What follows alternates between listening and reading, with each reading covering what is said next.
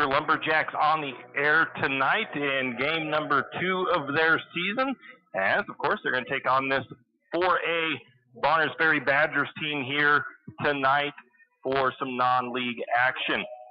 Setting up to be a pretty nice evening. It is a little bit warm, currently about 91 degrees outside and sunny skies. It's going to be about 82 degrees at kickoff, and then it'll cool down off through the night, but it's going to be kind of a warm one. So conditioning is going to play a factor in tonight's matchup, possibly. Whichever team can stay the freshest might have a slight advantage here. Lumberjacks just came out onto the field. They are down in the north end zone getting ready to do their warm-ups. You've got Bonners Ferry Badgers. They are still in their warm-up clothes. They're not dressed yet in their pads and everything. They're down there warming up in the south end zone and getting ready for the game tonight themselves. So should be a good one. Bonners Ferry and St. Maries, they go back quite a ways. Lots of matchups against each other, and they have a history of having some pretty good games. There's been a few blowouts here and there between both squads on each side.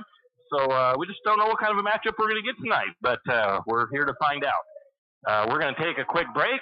We'll come back with more of the Paul Apps #1 Federal Credit Union countdown to kickoff right here from Bonners Ferry High School. At this is, I can't see the sign, so the field does have a name. We are up in a booth here tonight as first time in the several years that we've been coming up here that we actually get a booth spot, which is kind of nice. But anyways, like I said, we'll come back after this break with our coach's interview. Show your spirit and unleash your school colors with a debit MasterCard from P1FCU. With our exclusive high school and college design, you can represent your school with pride. Join the P1FCU Mascot Madness. Visit P1FCU.org to see all our designs. P1FCU, Pacific Northwest Original, 1938. Insured by NCUA. Kenny and the crew at 10th Street Superstop invite you into the biggest convenience store in town. 10th Street Superstop is your one-stop shop for gas, propane, snacks, and ice-cold drinks. Stop in for breakfast or lunch, breakfast burritos and pizza to paninis and fajita burritos. 10th Street Superstop has something for everyone. Whether you're headed to a Lumberjack game or out into the woods, 10th Street Superstop is the place to stop for anything you may need. 10th Street Superstop on North 10th Street in St. Mary's. Do you have a hazardous tree on your property? You need some trees or brush removed in preparation for a home or shop? You can call Andy's Arbor Recycling. Andy's Arbor Recycling specializes in the removal of dangerous trees, pruning, thinning, and chipping. Andy's Arbor Recycling also has a bucket truck for those hard-to-reach areas. So if you're in need of thinning, tree removal, and site preparation, call Andy's Arbor Recycling. That's at 208-582-2134. That's 208-582-2134. Andy's Arbor and Cycling. A game without a crowd is just a scrimmage. A performance without an audience is just a rehearsal. Without your presence, high school sports and the performing arts aren't possible. Ensure that these essential extracurricular activities continue to enrich the lives of students in Idaho. Purchase a ticket to your local high school's game or performance. This message presented by the IHSAA and the Idaho Athletic Administrators Association. Are you ready to turn your dream space into a reality? Look no further than Construction Solutions, your trusted partner in residential and commercial construction. From concept to completion, we've got you covered. At Construction Solutions, we specialize in site development with top-notch excavation services, ensuring a solid foundation for your project. Our experienced team is dedicated to delivering quality craftsmanship and exceeding your expectations. Opportunity awaits with Construction Solutions. Whether it's your dream home or a thriving business space, we're here to make it happen. Call us now at 208-582-3305 and let's build your future together. Construction Solutions, where excellence meets opportunity. Visit our website at constructionbylozano.com. That's constructionbylozano.com. Tax time is here again. I know. It's not your favorite. But at H&R Block, tax time is our favorite time of year. It's when Why not tax pros get to do what they love the most? Help people. By getting to know you, they can make sure your return gets done right. It's not just about numbers, boxes, and forms. It's about personal care. So you get every credit and deduction you deserve. And with an average of 10 years experience, our tax pros get your taxes done right. Just one of the many ways Block has your back. And we have head coach Greg Rouse as the Lumberjacks get set to take on the Bonners Ferry Badger, 2 of their season. But first off, you had game 1 last week, Coach. You guys played a larger school with the Sandpoint Bulldogs coming to St. Mary's. How did you feel that game went for you? I thought it was a good game. What I looked for, the kids competed the whole time. No breaking point. They were, they kept fighting to the end. Obviously, that was they're a little better opponent, but that was part of the goal, is to start playing, harder teams, steel sharpens steel, right? Like I said before, and so we knew that was going to be a challenge. I would have liked to seen us put up 27. We got that touchdown called back. We got that fumble as we were heading in, a few things like that. So I think we should have had at least 27, take away a couple mistakes there. I think it would have been like a 27-40 kind of score would have been what I would have liked. But we were still able, we were a little slow starting, but then we came out of the half and, played really well, made some good adjustments. But, it's one of those things when, I wanted them to raise that bar and see what a higher level of competition is, and they got that. But what I wanted to see is that they didn't quit in it. They kept competing. They didn't physically beat us. We were making mistakes. The other thing that was kind of a variable is, we didn't get our jamboree in our first game, like that. They already had a game, so they got to work out that, the first game kind of jitters and mistakes you make. We didn't have, because we didn't have any live practice like that with the jamboree or game, then we were making a lot of first game mistakes, and they got a chance to clean it up. But overall, I like that we competed with them. They were impressed. Their coaches said they were really impressed with how tough we were and the fact that we competed the whole way through and all that. And they were happy in the sense that, the other schools, Timberlake, Bonners, Moscow, all refused to play them, and we did. And so they actually they sent me that next weekend, thank you, saying, hey, we appreciate you guys competing against us because now we can use it. So, good game. Would have liked a little better score, but, we'll get it cleaned up this week. Yeah. I was really kind of reaching for trying to get questions for you for today, so as I was kind of rushing things, did any players in particular stand out for you in that first game? Yeah, the guys that, they did really good. We saw some nice stuff, nice throws, nice catches. Did anybody singly stand out? I don't know if anybody sing, but, we saw some good stuff from our, receivers.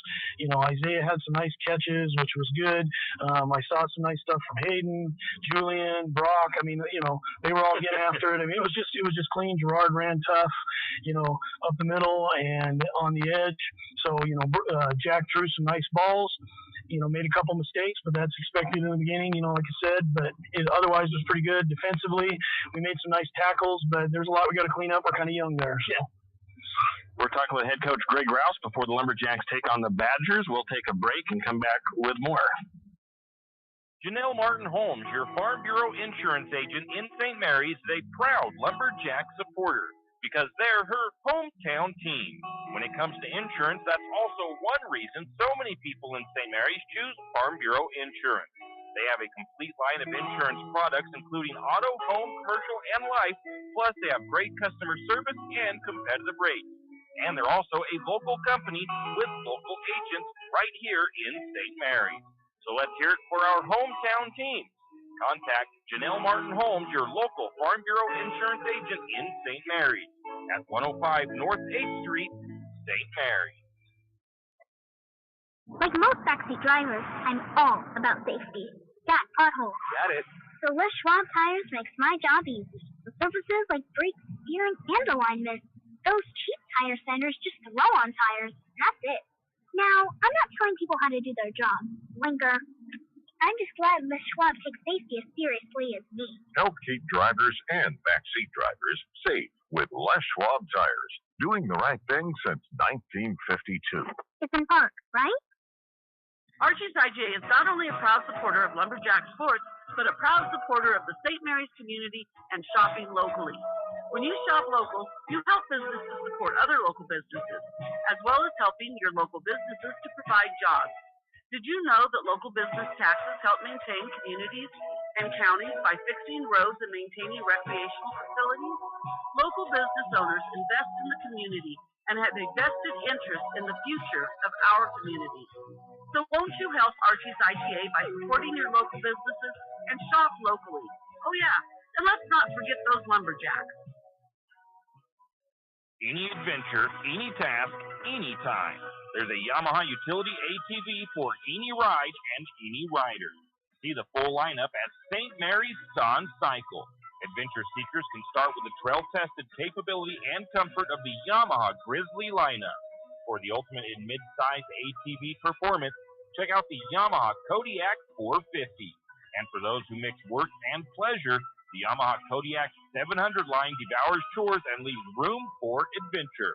Find your utility ATV at St. Mary's on Cycle or YamahaMotorsports.com. ATVs are recommended for use only by riders aged 16 years and older. ATVs can be hazardous to operate. Yamaha recommends an approved training course. For safety and training information, see your dealer or call 1-800-887-2887. Hughes Ace Hardware wants to invite you to come in and take a look. Hughes isn't just about hardware. Whether you need dish soap and sponges to clean up after your husband's guys' night or storage solutions for your wife's shopping addiction, you can find it at Hughes. Come see the difference. Everything you need, from a blow dryer to replace the one your toddler dropped in the toilet to a bathroom scale to help your hubby stay on his fitness goal. Hughes Ace Hardware is a place to get the products you need and the help you want all the time, every time.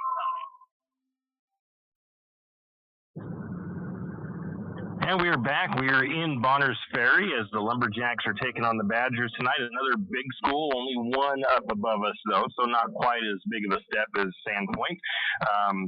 A familiar opponent, though, and I did go through. You guys have actually, I forgot what it was. You beat them the last 5 out of 6 times played.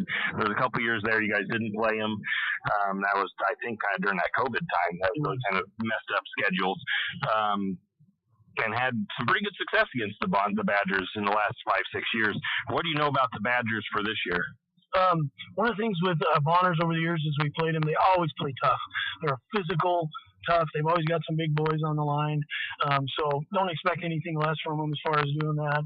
They're in a transition too, and so they're actually making changes. So it could be, we got an idea because we've all had it, some first game, kind of thing. And so I think we kind of have an idea of what they're going to run. But because they're in that flux of new coach trying to, second year for them, trying to make some changes. So, you got to be ready for anything in that sense as far as expected. But they'll come out and compete. They're trying to get their legs under them. So I think they're always tough, in the first half, come out real strong. We'll see how they hold into the second half and, how we perform. Do we clean up our mistakes? What would you say is one of the aspects of their game that maybe you see as a strength that, I'm not going to say worries you, but it was one of the things that maybe stands out that could give you trouble? They're a power run team. That's what they're trying to establish right now. And so, they got big boys and they like to run the power I formation and drive the ball down, the middle of the field. And so, that's the thing. If we stop that, we're doing good. What do you want to see out of the Lumberjacks tonight in their second game? Well, I want to see us clean up the mistakes, right? It's the second game. We've had a week to work on. So I just want to see that we clean up the mistakes we were making in first game stuff and start really executing. If we click on all cylinders, I think the results will speak for themselves. All right, Coach. Thank you for your time. Good luck tonight, and go Lumberjacks. All right, go Jacks. That's been our interview with head coach Greg Rouse. We'll take a break, come back with more of our pregame as we get ready for the Lumberjacks at the Bonners Ferry Badgers. You always hear on the radio, cross the bridge to safety. But it's true. St. Mary's Harvest Foods has what you need when you need it. And if you don't see it, then just ask one of the friendly staff and they will gladly help you find what you need. From meat, super fresh produce, and dairy, St. Mary's Harvest Foods will save you big on the things you need the most. No time to cook tonight? Then check out the Hot Deli for something quick for dinner. St. Mary's Harvest Foods, where you truly can cross the bridge to safety. Jack Fuel Trucking knows that there are few things as important as wise use of our natural resources. And by utilizing the chips in the manufacturing of lumber, that is exactly what is accomplished. If you look beyond the wood chips, you see an entire community of schools, churches, and businesses, and most importantly, people. Jack Fuel Trucking believes in responsible harvesting of our natural resources. After all, when you take a close look, those aren't just chips. They're an entire community. Jack Fuel Trucking.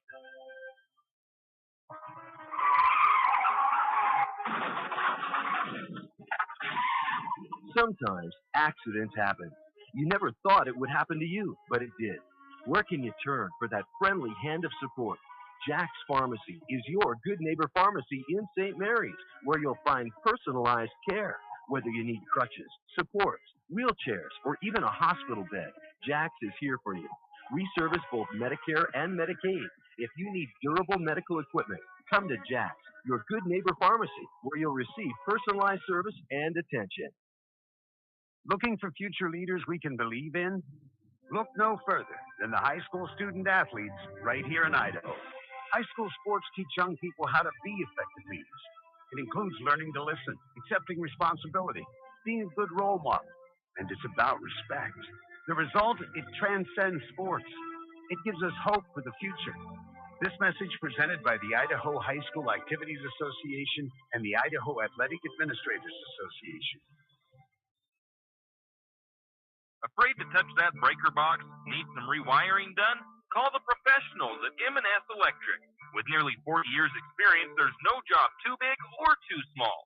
From industrial and commercial to residential and service work, M&S Electric isn't afraid. Serving Benawa, Shoshone, Kootenai, and Latah counties, M&S Electric has you covered. Overhead work? M&S can do that too with their bucket truck.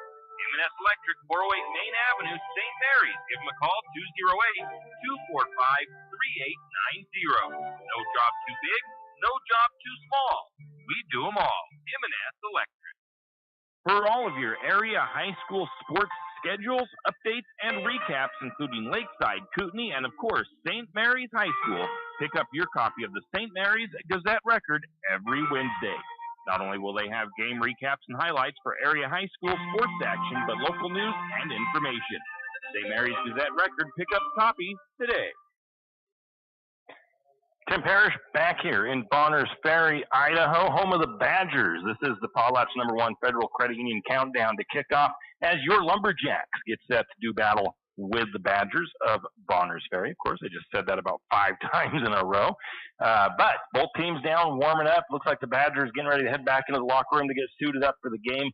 I think the Lumberjacks, a few minutes, probably about 10 more minutes, and they will head back to the locker room to get a quick, kind of like a quiet time, a reset, get themselves focused, and then they'll come back out for the rest of their warm-ups and stuff. They actually did their early outs already and everything, so the next stage will probably be going back to the locker room, like I said, getting just kind of refocused and some final instructions, maybe some starters, kind of lineups where you guys are going to be playing that are starting out here on whatever aspect they're playing, whatever side of the ball. And then, of course, coin toss, national anthem, and we'll be underway at about 7 o'clock. This is, again, the Potlatch #1 Federal Credit Union countdown to kickoff. Taking a look at the 3A Central Idaho League, District 1 and 2. Of course, we are now the 3A League. We discussed it, kind of mentioned it a little bit last week and explained that they did away with the 1A D1, 1A D2. It is just 1A, 2A, 3A, 4A, 5A, and 6A.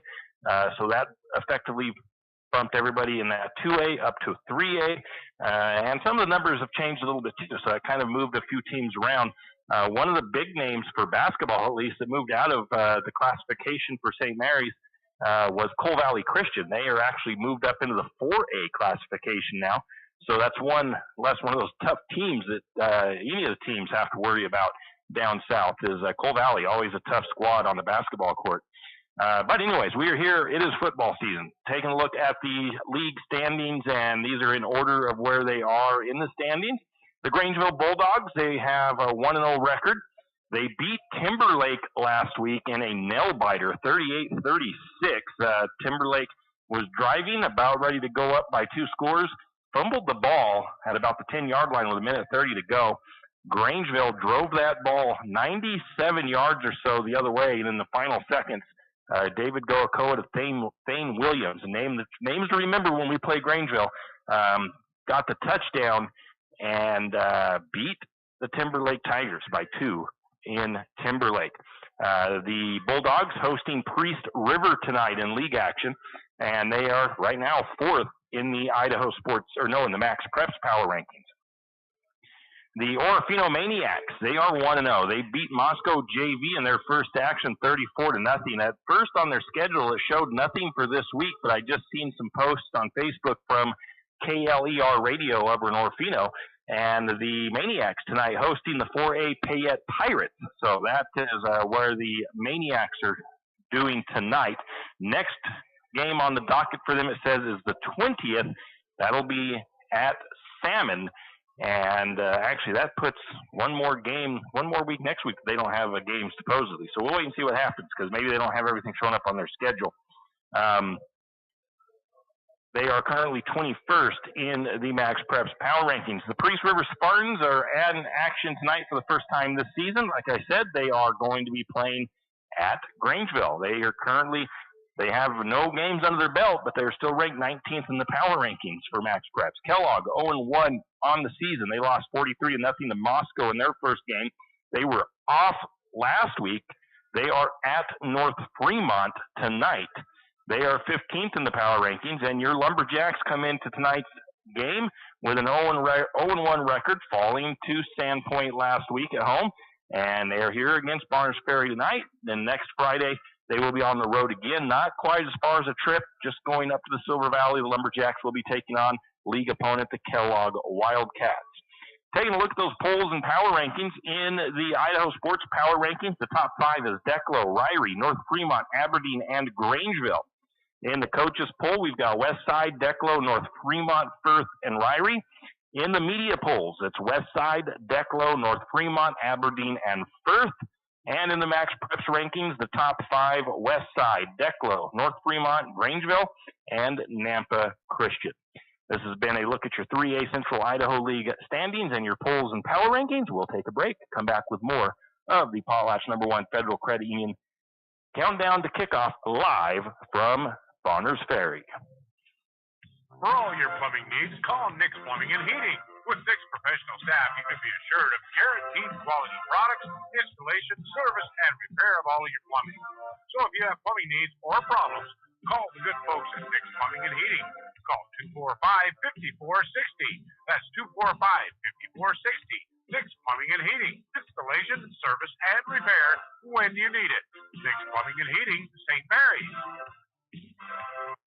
When you need that morning pick-me-up before work or school, there's one place that comes to mind. It's a place that loves our community, the St. Maries Lumberjacks, and all the local businesses and people in our village. Shift and Grind in St. Maries is all about the community. Whether it's helping raise money for the Booster Club or for a family in need, the Shift and Grind family are always ready to help. So be sure to stop by Shift and Grind for your caffeinated needs. Located at 132 First Street in St. Maries, Shift and Grind says, go Lumberjack! If you know which side of a saw cuts wood, and if you can hammer a nail, you can do it yourself. Carpentry, construction, finishing, or framing, around here, you've got it made. You've got 10th Street Lumber. At 10th Street Lumber, we have the answers to your building and repair project questions. Every day, 10th Street Lumber helps homeowners get quality results. For lumber, blocks, power tools, fixtures, everything you need for a professional job. Don't pick up a nail until you shop 10th Street Lumber. 10th Street Lumber on the corner of 10th and Railroad Avenue in St. Maries. Wondering how to manage your retirement nest egg? How big should it be when you retire? Contact Jenny Oaks at Gateway Financial Partners to get the answers to these and all your other financial questions. The securities and advisory services offered through LPL Financial, a registered investment advisor. Member FINRA SIPC. With over 30 years of financial planning, give Jenny Oaks a call at Gateway Financial Partners today. The guidance is free. The experience is priceless. Call 245-5255. Fall is coming, and of course, cold weather. Now's the time to stock up on a few things. XXX Feeds has magnetic wood pellets in stock, and it's never too early to be ready for the cold weather. XXX Feeds also has alfalfa in stock as well as straw. And if you have some four-legged woodland friends that look a little hungry, XXX Feeds can keep you loaded up on deer feed and deer blocks. Don't wait until the last minute. Stop by XXX Feeds in St. Maries today. It's the kid in grade school who paints their face blue and white before every home game. It's the accountants and salesmen who give up their Friday evenings to referee. It's the cashier at the corner convenience store who wears school colors on every game day. What makes high school sports here in Idaho so special? They do. You do. We all do. This message presented by the Idaho High School Activities Association and the Idaho Athletic Administrators Association. Tim Parrish back here at Bonners Ferry High School as the Lumberjacks get set to take on the Badgers of Bonners Ferry. We are at Kenny Mendenhall Stadium and the home of the Badgers. The Lumberjacks finishing up their warm-ups on the north end zone. And this is the Potlatch #1 Federal Credit Union countdown to kickoff. We're going to take a look around the Benoit County in sports. Actually, it's Benoit County and Kootenai County, a couple of the other schools that are close to us. I'd like to give them a little bit of attention in our games here for our pregame.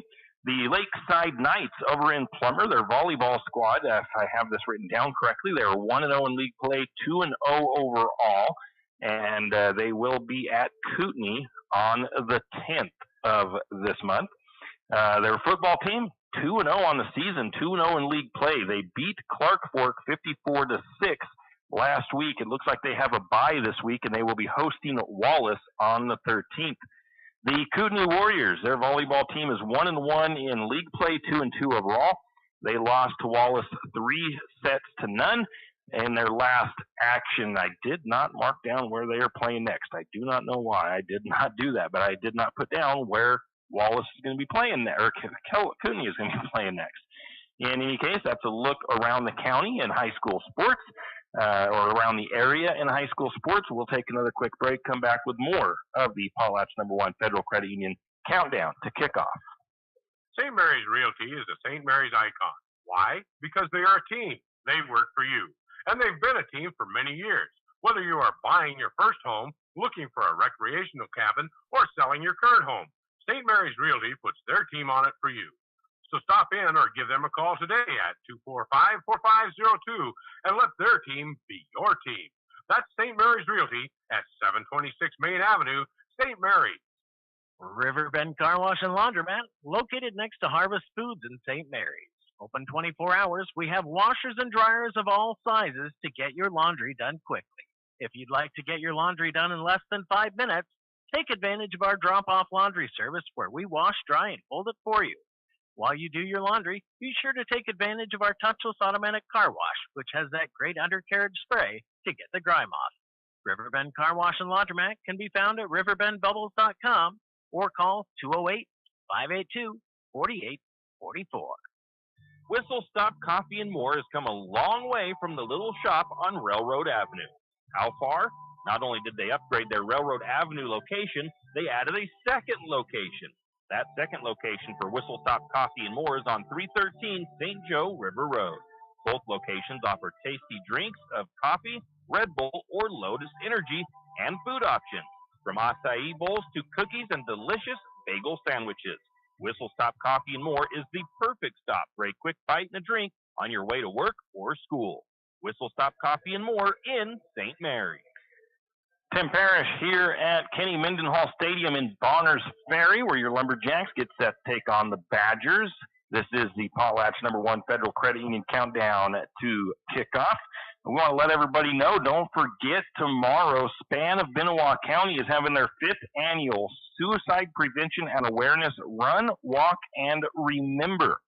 Check-in starts at 8:30. The walk starts at 10 a.m. They'll have a block party after the walk. The Elks Lodge is where this will be held this year. I'm not going to worry about giving you the pre-register link. There'll be vendors, coffee, booths, and raffles, breakfast by Taco Bout It, lunch by the Elks, and Veterans Outreach. And they'd like to thank their sponsors, KOFE AM 1240, the Veterans Outreach Center of Benoit County, the St. Mary's Elks Lodge 1418, the Fernwood Mercantile, Ryan's Dollar Depot, Hindsight Photography, KNRH Printing and Designs, Heritage Health, Gateway Financial Partners, Potlatch Deltic, and Archie's IGA. If you have questions, you can contact them at spanbenoit@gmail.com or on their Facebook page. Another event being put on by Span of Benoit County, September the 18th, 6 p.m. at the Elks Lodge. It's going to be a Kids, Phones, and Social Media, What You Need to Know. This is presented by Holly Joe Shea, and this is part of a Mental Wellness for Families series. So mark that down on your calendar. Back to the Potlatch #1 Federal Credit Union countdown to tip off. Both teams back in their locker rooms, getting their final work in, 20 minutes roughly until the opening ceremonies. Taking a look at the Lumberjack statistics from last week. The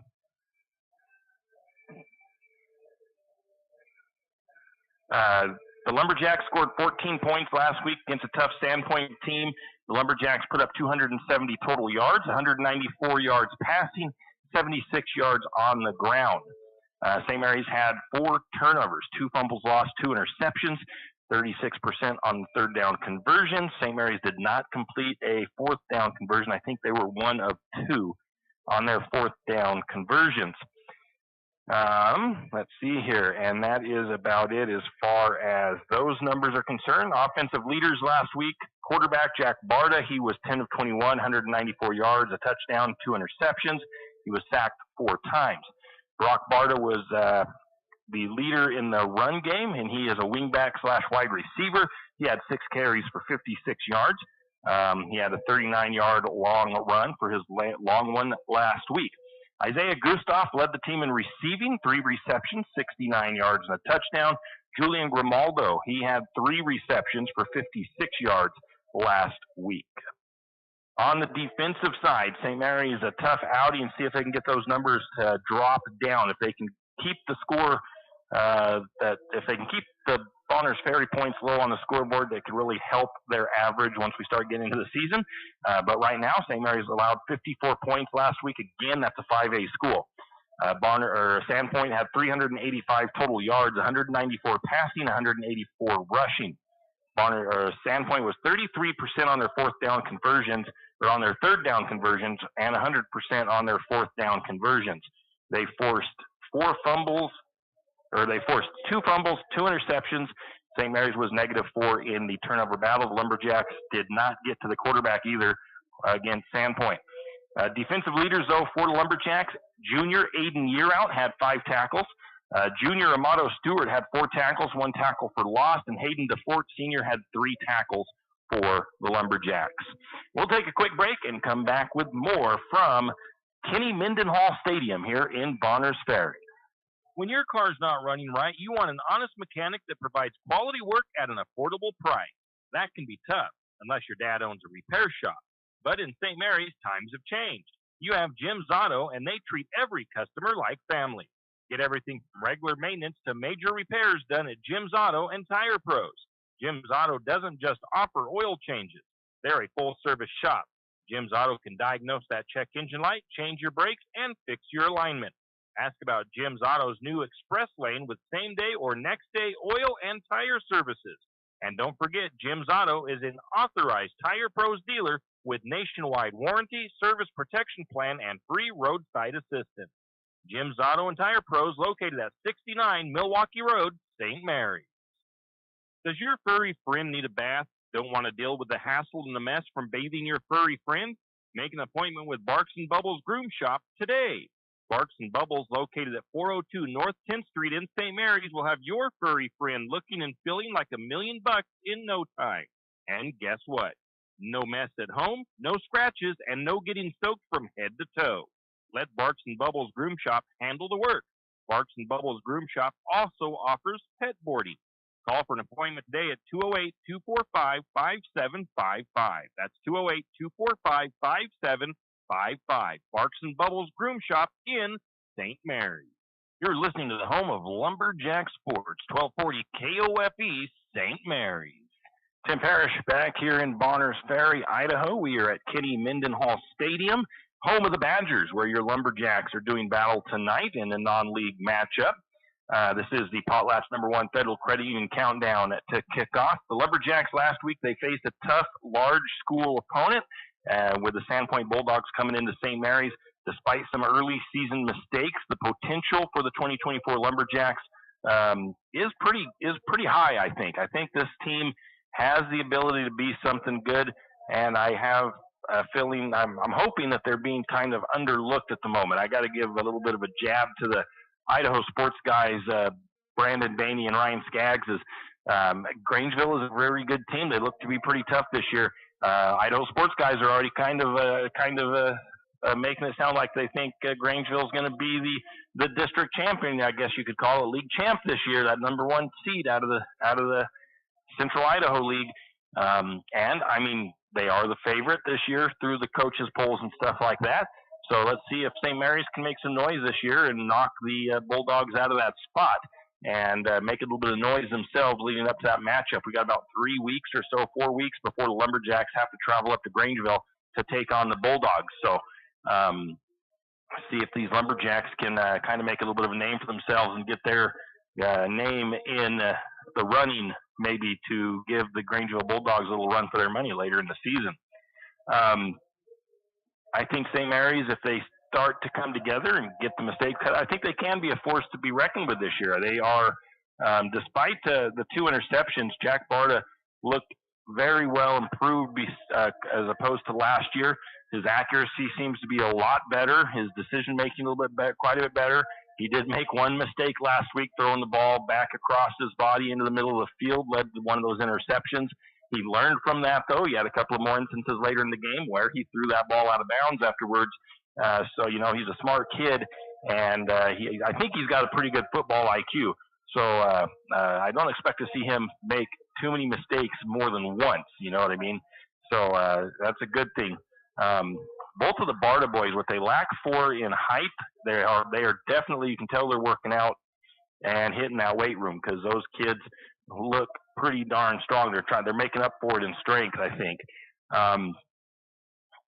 The receiving core looked pretty good as well. They look to be running pretty good routes, getting open a few times against a pretty good Sandpoint team. And then the pass defense. So the run game needs a little bit of work, maybe. They only got about 76 yards last week. I'm sure Coach Rouse would like to see that in the 100, 120 range. And then the pass defense, not too bad. The defensive backs were almost always in the right position. But Sandpoint had some taller guys and a pretty good quarterback themselves. So that makes things a little more difficult, too, when we got to defend some tough guys on the receiving side of things. But we'll see what the Lumberjacks can do tonight. There wasn't a lot of pre-snap penalty issues last night. There was a few, or last week, there was a few of them. But last week, that was one of the things Coach Rouse was having a hard time with. I think we were averaging 14 penalties a game sometimes. I mean, we were having a lot of false starts, offside, stuff like that. They easily avoidable, you know, the mental mistakes, I guess you could say. And they did fairly well against that in game one, which is a surprise. Usually game one is the one where you see that the most. So we'll see how that improves tonight as well. A lot of the stuff was early season mistakes, and there's a lot of early season correctable mistakes. So really looking forward to see how the second game will go for our Lumberjacks. We'll take another quick break as we get set for the Lumberjacks taking on the Badgers, and we'll be back after a word from our sponsors. Show your spirit and unleash your school colors with a debit MasterCard from P1FCU. With our exclusive high school and college designs, you can represent your school with pride. To join the P1FCU Mascot Madness, visit P1FCU.org to see all our designs. P1FCU, a Pacific Northwest original since 1938, insured by NCUA. Kenny and the crew at 10th Street Superstop invite you into the biggest convenience store in town. 10th Street Superstop is your one-stop shop for gas, propane, snacks, and ice-cold drinks. Stop in for breakfast or lunch, breakfast burritos and pizza to paninis and fajita burritos. 10th Street Superstop has something for everyone. Whether you're headed to a Lumberjack game or out into the woods, 10th Street Superstop is the place to stop for anything you may need. 10th Street Superstop on North 10th Street in St. Mary's. Do you have a hazardous tree on your property? Do you need some trees or brush removed in preparation for a home or shop? You need to call Andy's Arbor Recycling. Andy's Arbor and Site Clearing specializes in the removal of dangerous trees, pruning, thinning, and chipping. Andy's Arbor and Site Clearing also has a bucket truck for those hard-to-reach areas. So if you're in need of some thinning, tree removal, and site preparation, call Andy's Arbor and Site Clearing. That's at 208-582-2134. That's 208-582-2134. Andy's Arbor and Site Clearing. Tim Parrish back here at Kenny Mendenhall Stadium in Bonners Ferry. 10 minutes till opening ceremony as your Lumberjacks head back out on the field. Potlatch #1 Federal Credit Union countdown to kickoff as the Lumberjacks taking on the Badgers here tonight in Bonners Ferry. Taking a look at the Bonners Ferry Badgers, they are in the 4A Intermountain League right now, 0-2 on the season, and they have not played any league games yet. 15th in the Max Preps rankings, though, despite that 0-2 start. Their last game was a loss, 39-6 to Lincoln County, Montana. Their first loss of the season was to the bigger Lakeland Hawks. Last year, the Badgers were 3-6, 0-1 in league play. Their head coach is Danny Swift, and it is his second season as the head coach of the Badgers. Returning players, some key returners for the Badgers to watch out for tonight: quarterback and senior Brody Rice, senior McKeen Loretto, he is a offensive lineman; Saleh Abubakari, a junior tight end and defensive end; Kai Aiken, a junior offensive lineman; Logan Thorne, a senior defensive lineman; Shiloh Berry, a senior defensive lineman; Conrad Hyatt, a senior running back/linebacker; and Taylor Dodd, a sophomore offensive lineman, defensive lineman. Those are the key returners for the Badgers. A couple of lost players last year that they're going to miss this year: Trey Bateman, Matt Troutlauer, Dakota Heller, and Colton Root. Some incoming players to look for their names here tonight that could make an impact: Alex Stoley, he's a sophomore, plays quarterback, wide receiver, and safety; Jacob Solt, a sophomore, he's a running back and a linebacker; and James Morgan, he is a junior tight end and defensive end. Taking a look at some early stats here for the Badgers. They've got 2 games under their belt. Their quarterback, we said they do a lot of running, and it kind of shows with these stats. 13-24 is Brody Rice. I think it's Brody Rice, right? I want to make sure. Brody Rice, he is 13-24 on the season, 124 yards, no touchdowns, and 2 interceptions. On the ground game, they have a total of 170 yards in 2 games, so averaging just over about 70, 80 yards per game on the ground. And they have a leading running back is Conrad Hyatt, who has 111 yards through 2 games, and he has scored 1 touchdown on the season. On the receiving side of things, you got Higgins with 32 yards on the season with 2 receptions, and then you've got Solt with 4 receptions for 29 yards, Abubakari with 3 receptions for 28 yards, and Stoley with 1 reception for 20 yards. Defensive side of things, everybody just about has 2 tackles all the way down their list. 4 tackles, 7, 8, 11 tackles for number 8. That is, I'm trying to get a first name, Keenan Moss. He's a linebacker with 11 total tackles on the season. And then you've got a junior in Derek Vincent, who has 11 tackles on the season for the Badgers so far in 2 games. The Badgers in 2 games have 2 sacks as well. So that's a quick look at their stats. The Badgers, they're coming off an up and down season last year.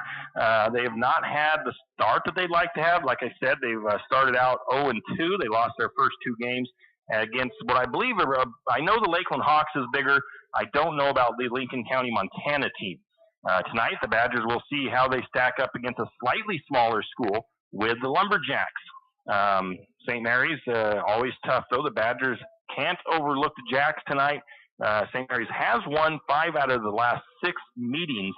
The Badgers beat the Jacks in the 22-23 season, 46-14, and they also beat the Badgers last year. Or the Badgers beat St. Maries 46-14 last year, the year before. And St. Mary's won last year 28-0 in St. Mary's. I believe that was homecoming night. The Badgers, like I've said, look to be a run-heavy team that has a couple of key playmakers that they do like to try to get involved early. The Lumberjacks are going to be looking to bounce back tonight after a tough opening night loss last week to the Sandpoint Bulldogs. The run defense of the Lumberjacks will be tested pretty good tonight. We'll see how they respond to that. But St. Mary's, the defense, especially the secondary, can't be lulled to sleep by the fact that the Badgers like to run the ball. They've got to stay aware.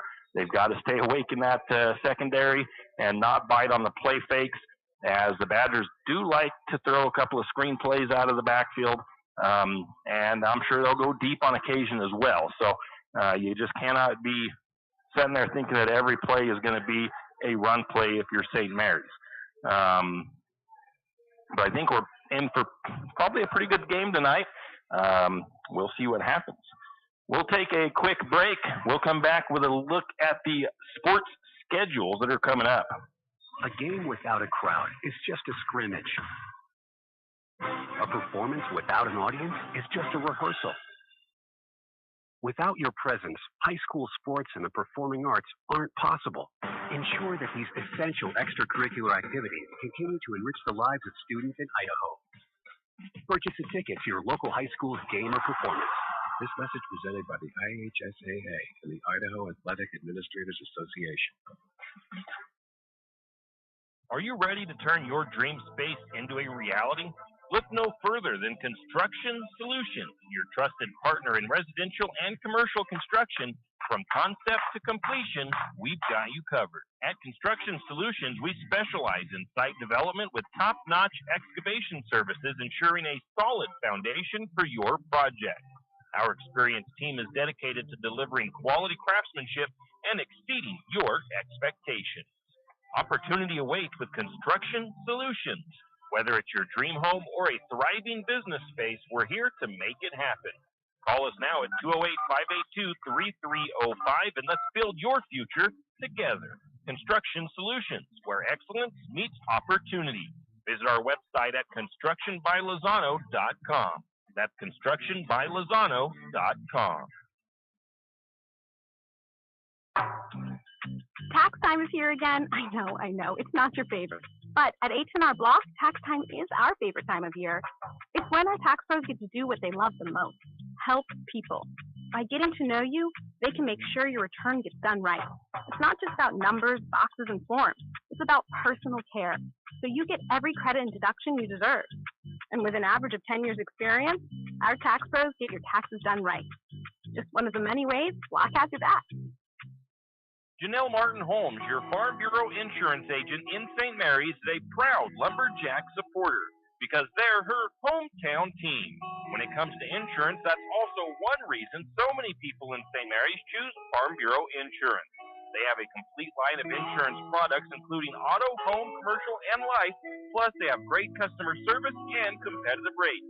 And they're also a local company with local agents right here in St. Mary's. So let's hear it for our hometown team. Contact Janelle Martin Holmes, your local Farm Bureau insurance agent in St. Mary's at 105 North 8th Street, St. Mary's. Like most backseat drivers, I'm all about safety. Got potholes. Got it. So Les Schwab Tires makes my job easy. With surfaces like brakes, steering, and alignment. Those cheap tire centers just throw on tires, and that's it. Now, I'm not telling people how to do their job, Blinker. I'm just glad Les Schwab takes safety as seriously as me. Help keep drivers and backseat drivers safe with Les Schwab Tires. Doing the right thing since 1952. It's in park, right? And we are back. Potlatch #1 Federal Credit Union countdown to tip-off. Just under 2 minutes until things get going. Lumberjacks down on their sideline. Badgers just now coming to their sideline. And take a quick look at the schedule. Soccer boys, they are 0-2 on the season. 0-2 in league play. They lost 17-0 at Coeur d'Alene Charter on Wednesday. And they are going to be up here in Bonners Ferry tomorrow. They play, I believe, at noon. The girls, 1-2 on the season, 1-2 in league play. Lost to Coeur d'Alene Charter 6-0 on Wednesday. And they'll be up here in Bonners Ferry playing at noon tomorrow. Volleyball girls, 0-2 in league play, 1-2 in their overall record. They lost at Kellogg last night in 3 sets, and they are at the Judy Fong tournament this Saturday in Lewiston. On to the college and pro side of things, the Vandals 0-1, lost 24-14 at the Oregon Ducks last Saturday. They will be at Wyoming tomorrow. That game scheduled for a 12:30 kickoff. Boise State beat Georgia Southern on Saturday of last week. 56-35. They will be at Oregon this Saturday at 7 p.m. This Sunday, the Seahawks kick off their season. They'll be hosting the Broncos. That is scheduled for a 1:05 kickoff. We should have that game on the air for you. The Seattle Kraken, they don't play their first game preseason until the 22nd.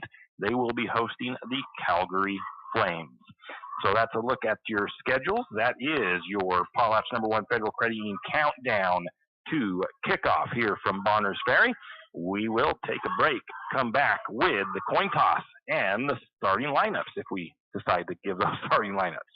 Archie's IGA is not only a proud supporter of Lumberjack Sports, but a proud supporter of the St. Maries community and shopping locally. When you shop local, you help businesses support other local businesses, as well as helping your local businesses to provide jobs. Did you know that local business taxes help maintain communities and counties by fixing roads and maintaining recreational facilities? Local business owners invest in the community and have a vested interest in the future of our community. So won't you help Archie's IGA by supporting your local businesses and shop locally? Oh yeah, and let's not forget those lumberjacks. Any adventure, any task, anytime. There's a Yamaha utility ATV for any ride and any rider. See the full lineup at St. Maries Sun Cycle. Adventure seekers can start with the trail-tested capability and comfort of the Yamaha Grizzly lineup.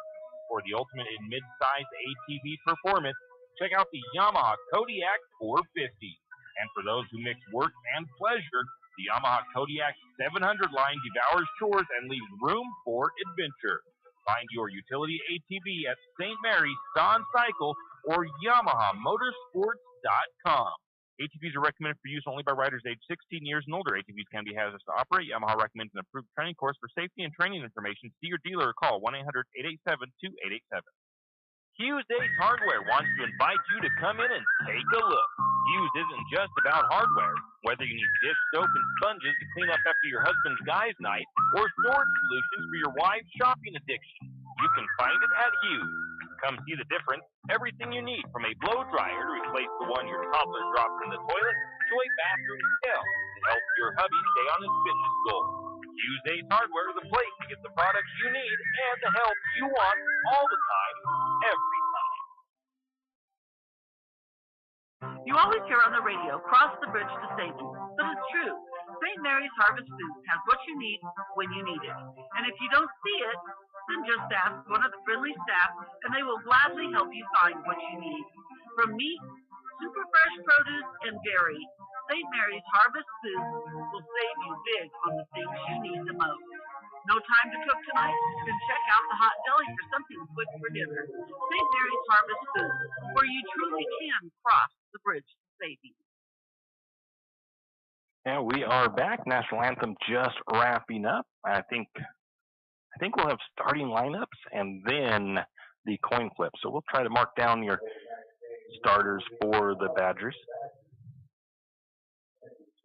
So they're going to announce the Badger starting defense.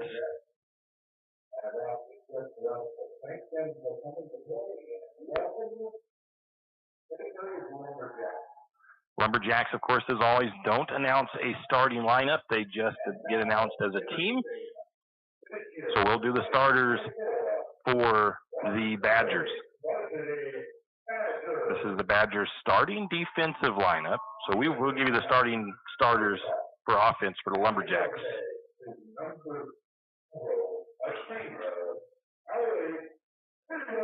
So the first starter, a middle linebacker, is a senior, Alex Taylor.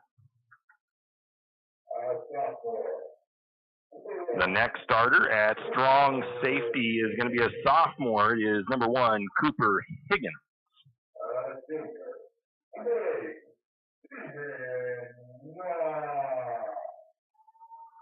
The next starter is number 3, Spyro Petras. He's a defensive back and a junior. The next starter is number 9. He's a sophomore, Alex Stoley. Next starter is defensive end, number 10, Sule Abubakari. Starting at defensive end, 165-pound junior for the Badgers, Derek Vincent. Then a senior starting at cornerback, number 16, Brody Rice.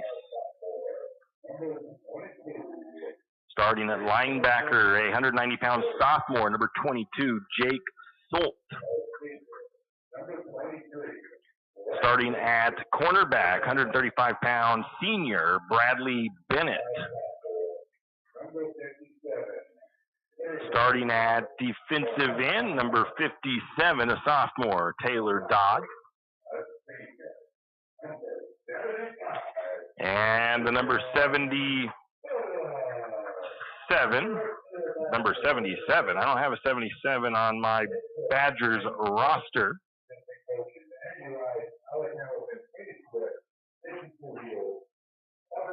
I don't have a 77 on any of my rosters, but he is another defensive end. Starting for Lumberjack on offense, we should see the senior at wide receiver, number 4, Julian Grimaldo, at wingback. The next starter on offense for the Lumberjacks, a junior at wingback, number 7, Brock Barta. At quarterback, junior Jack Barta. Wide receiver, senior Hayden DeFort, number 22. Number 24 at running back, it was the senior Gerard Dittman. On the offensive line, you've got the junior Russell Brousseau. At center, it is Jason Thompson. At offensive line, junior Tatham Prayer. Junior offensive lineman Kyle Smith. And senior offensive lineman John Keneally. The captains for the Badgers out there is number 16, that's Brody Rice. Number 8, Keenan Moss. Number 50, it does look like, maybe not. I got to see. I don't have a 50 on either of my rosters for the Badgers. Let me check my other roster. That's a number 50, but I do not have him. And number 12, Derek Vincent. For the Lumberjacks, it looks like we've got Gerard Dittman out there as a captain. Jack Barta as a captain. Number, it's hard to see him on the other side there of everybody. Looks like the 58 of Russell Brousseau. The coin toss is up. It looks like the Lumberjacks may have won it. 23 is Aiden Yearout, the other captain. So the Lumberjacks have won the coin toss, it looks like, and they will defer to the second half, so they'll go on defense first. Lumberjacks will defend the south goal. They will be going right to left on your radio dial. St. Mary's in their road white jerseys with green numbers outlined in gold and black pants. The Badgers, their third home game in a row, they are in their blue pants, blue jerseys. They've got white numbers and some white accents on their jerseys.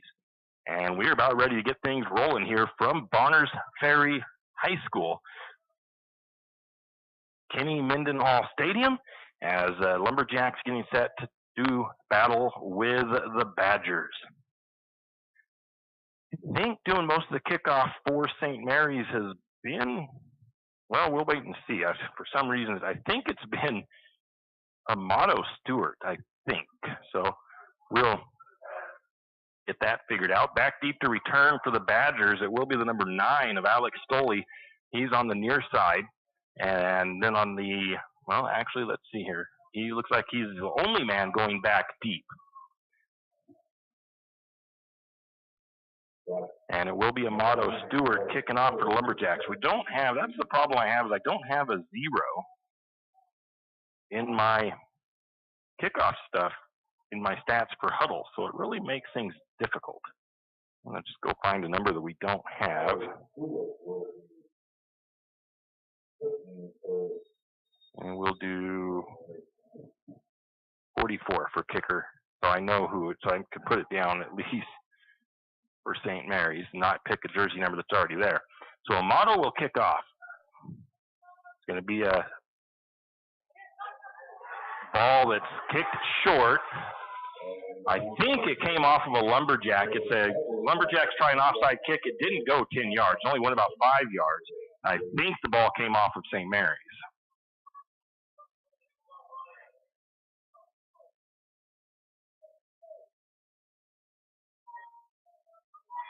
Wait and see here. The officials get together. So I didn't see if it was a Badger player or a Lumberjack player that ball touched first. If it touched a Badger player first, it's a live ball, even if it only went 5 yards. I believe that is the rule. If it touched a Lumberjack player, then it's illegal touching by St. Mary's. The ball has to go 10 yards. They're waving off the flag.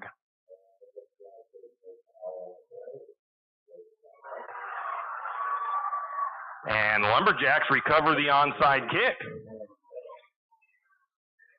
So the ball must have came off of a Badger, and the Lumberjacks get offensive possession off of the turnover. The official still kind of talking it over.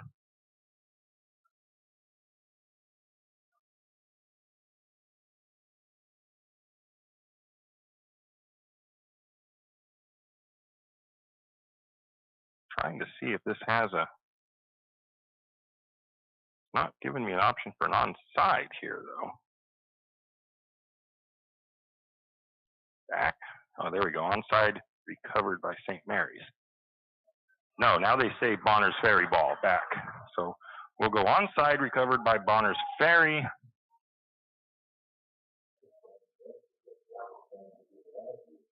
And the Badgers will have it at the Lumberjack 48.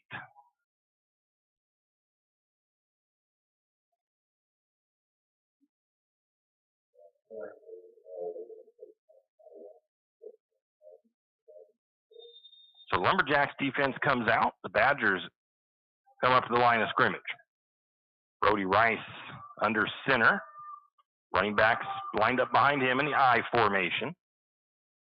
Going to take the handoff, hand it off. First man through. Going to be the number 3. He's going to be tackled by DeFort and Dittman. The run was by number 3, Petrus. Picks up 8 yards on the carry.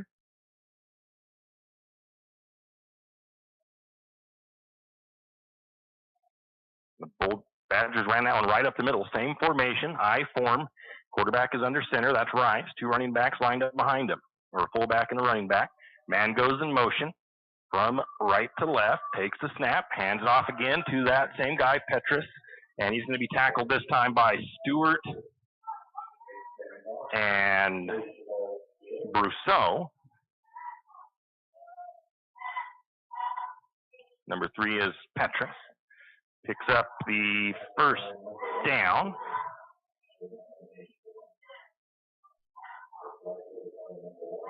That ball is going to be at the Lumberjack 36-yard line.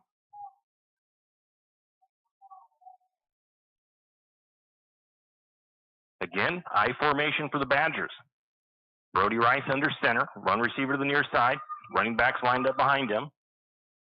First and 10, takes the snap, hands it off. They're going to go to the outside, try to counter that out, and that was, not sure who ran that ball for the might have been number 3 of Petrus again, this time no gain. And I didn't see who made that tackle for Lumberjacks. So it'll be 2nd and 10 from about their own 30, or from the Lumberjack 36-yard line. Brody Rice comes out and gets the play call from his coach, head back out to the huddle. Breaking the huddle up to the line of scrimmage. They've got everybody basically in tight. One receiver to the top of the formation, that's Stoley. Rice under center again, hands it off. Going to get a big run off the edge. Going to be tackled by Grimaldo after about a 6-yard pickup. And again, it's Petrus with the run.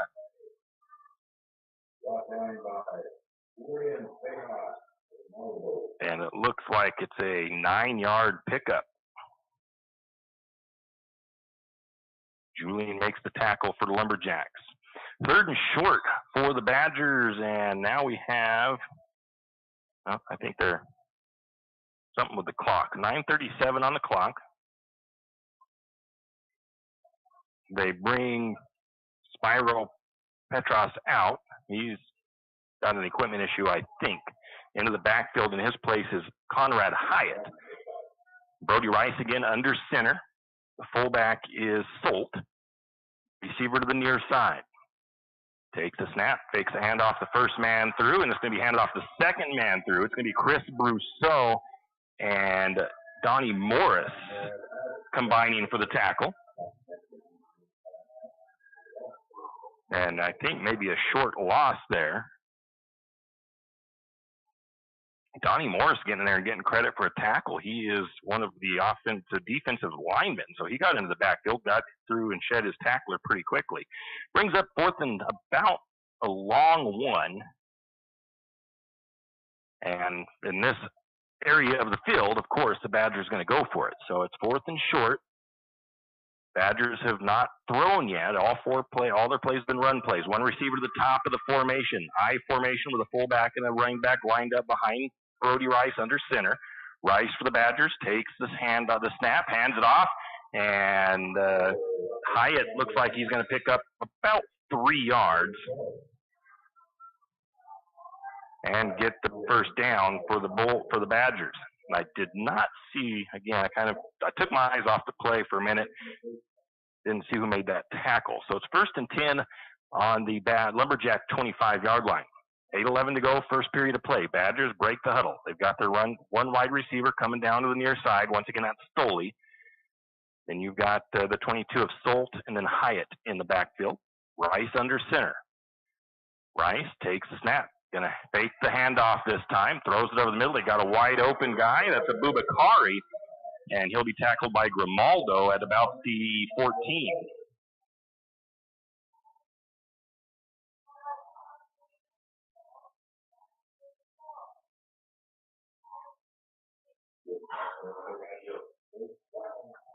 I believe it was Grimaldo with the tackle. So that's what I kind of mentioned in the pregame. The Badgers are going to give you a heavy dose of run, try to lull you to sleep, then they're going to get you over the top with a pass, whether it's going to be a short pass or a long pass. Bubakari got open in the flat on a little out route, and they were able to find him, the tight end. Same formation for the Badgers. Rice under center, 1st and 10 at their Lumberjack 14. Rice now hands it off again. Going to get it to Hyatt. He's going to be tackled. Nice open field tackle by Gerard Dittman for a short loss there.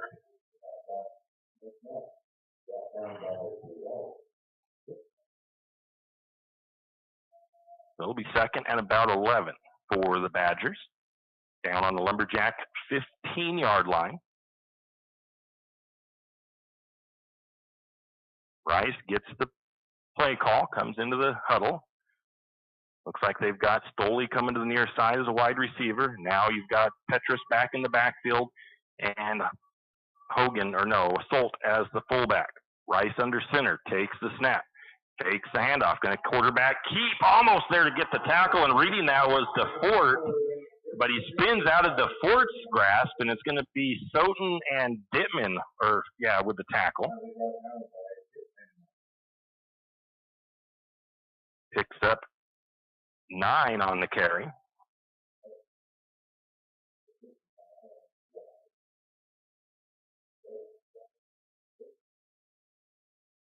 So we'll bring up 3rd and about 1 yard to go.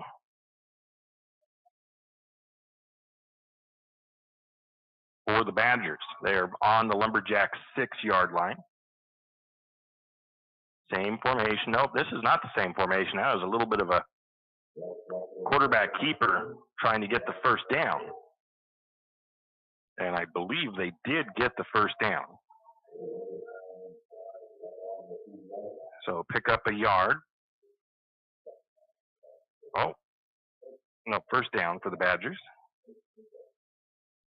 1st and goal for the Badgers down to the 2. So a little bit bigger pickup than I gave them credit for. Picked up about 3 yards. But 1st and goal on the 2 for Bonners Ferry. A very effective first possession for them so far. They've chopped away more than half the first quarter.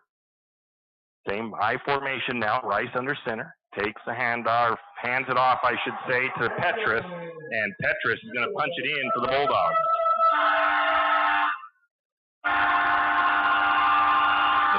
For the Badgers, not the Bulldogs. Badgers take the early lead, 6-0 over the Lumberjacks here in their opening possession. About a 48-yard drive for Bonners Ferry.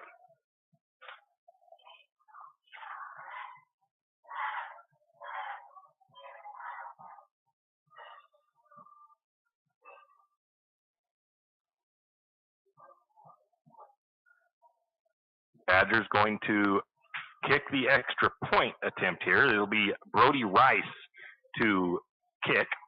The holder is number 2, Hyatt. Conrad Hyatt. A little bit of a low snap. They're going to flip it to Rice. A bit of a fake play here. And Brody's going to get to the end zone.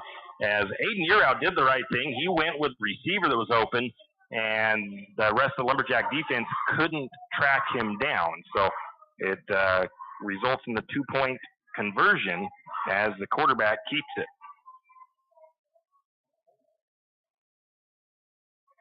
8-0 in favor of the Badgers here in Bonners Ferry. 5:03 to go in the first. We'll be back with the Lumberjacks' first offensive possession. Jack Fuel Trucking knows that there are few things as important as wise use of our natural resources. And by utilizing the chips in the manufacturing of lumber, that is exactly what is accomplished. If you look beyond the wood chips, you see an entire community of schools, churches, and businesses, and most importantly, people. Jack Fuel Trucking believes in responsible harvesting of our natural resources. After all, if you take a close look, those aren't just chips. They're an entire community. Jack Fuel Trucking. And we are back. Brody Rice will kick off for the Badgers. Back deep for the Lumberjacks. It's going to be Julian Grimaldo to the near side and Hayden DeFort to the far side.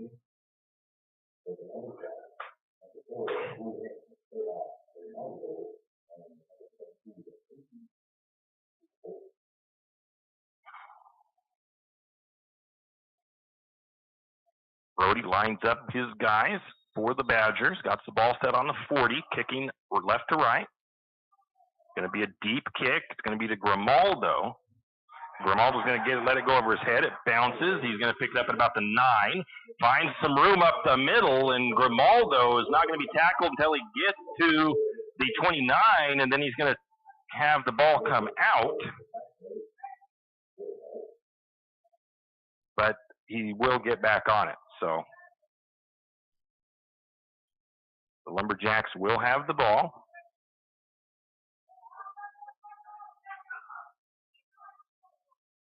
First and 10 on their own 29-yard line for St. Mary's.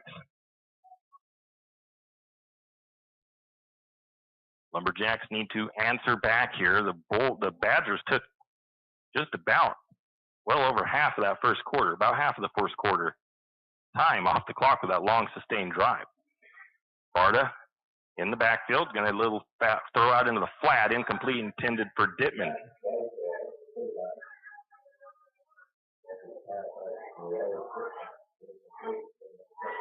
Second and 10 for the Lumberjacks on their own 29-yard line.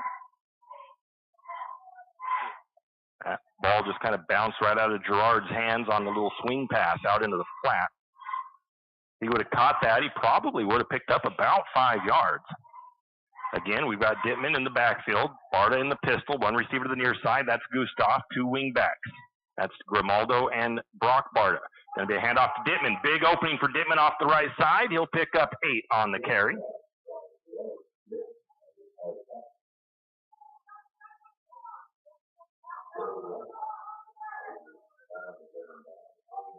Brody Rice on the tackle for the Badgers. Maybe only a 7-yard pickup to the right side of the field. Third and short, third and about 3 for the Lumberjacks. Going to be the wedge there for the Lumberjacks. I think they handed that off to Dittman. It'll be 4th down, and I think St. Mary's might have picked up a yard.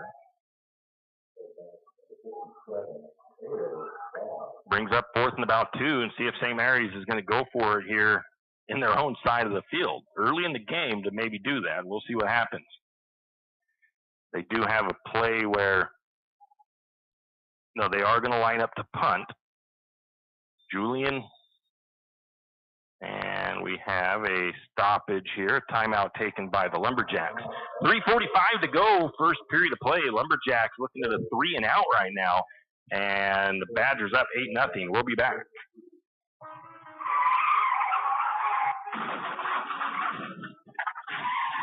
Sometimes accidents happen. You never thought it would happen to you, but it did. Where can you turn for that friendly hand of support? Jack's Pharmacy is your good neighbor pharmacy in St. Mary's, where you'll find personalized care. Whether you need crutches, supports, wheelchairs, or even a hospital bed, Jack's is here for you. We service both Medicare and Medicaid. If you need durable medical equipment, come to Jack's, your good neighbor pharmacy, where you'll receive personalized service and attention. And we are back. St. Mary's took the timeout. 3:45 to go in the first period. 8-0 in favor of the Badgers. The Lumberjacks were showing punt. Now they're lined up to go for it. They have Brock Barta, though, in at quarterback. So Brock, no, that's going to be a false start on St. Mary's.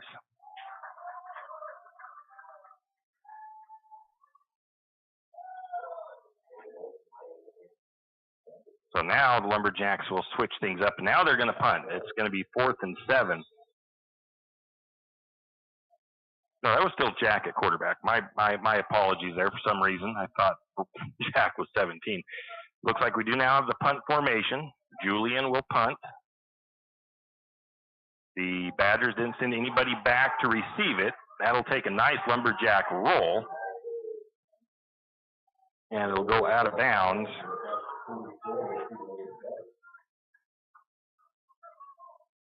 At the Badger 33-yard line.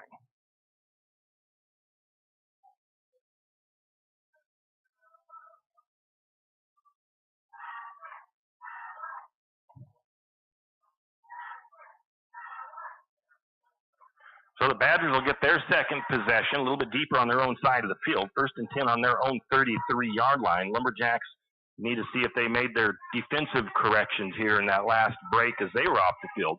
See if St. Mary's can get a defensive stop here against Bonners Ferry. A little bit of personnel confusion there for Bonners Ferry. They get the right guys there. Number 9 of Stoley comes down to the near side as a wide receiver. I formation, Rice under center. Rice takes the snap, hands it off. Petrus is going to look for a hole on the left side, and he's not going to find much of anything there. DeFort and Morris on the tackle.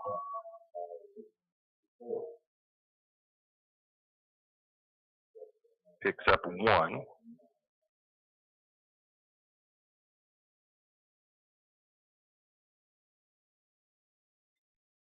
Second 9 for the Badgers.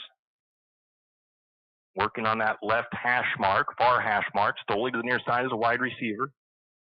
Hyatt, fullback. Petrus running back. Brody Rice under center takes a snap.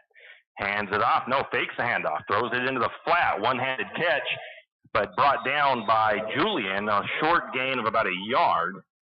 The catch was by number 22, Jake Solt, the fullback.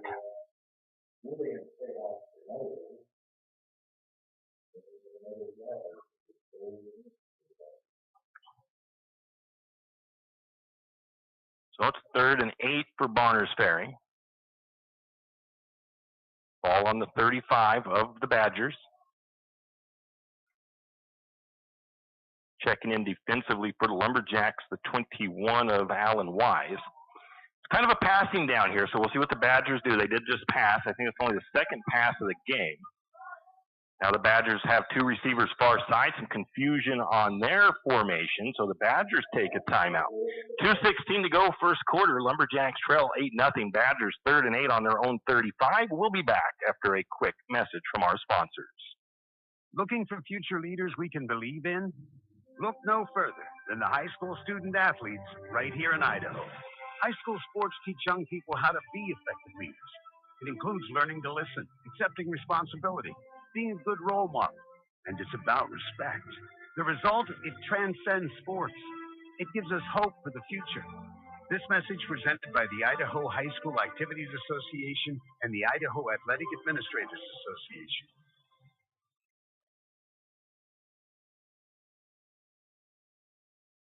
And we are back.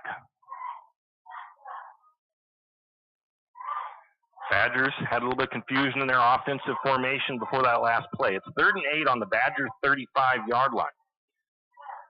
Lumberjacks would love to get the defensive stop here. They trail 8-0 in the first period, 2:16 to go. You're listening to Lumberjack Football on 1240 KOFE St. Mary's. Also our YouTube audio stream. Be sure to go to our YouTube page and subscribe to us. Get updates when we go live on the air. One receiver to the near side, I formation for the running backs. Brody Rice under center for Bonners Ferry. Takes that snap, going to fake the handoff, looks to throw, flushed out of the pocket, takes off to the right side or the left side, and he's going to get away from one guy, but I think he's short. It's going to be the 23 of Year Out and the 31 of Morris on the tackle. Quarterback scramble, which that one doesn't actually work when I do that. So it was a run.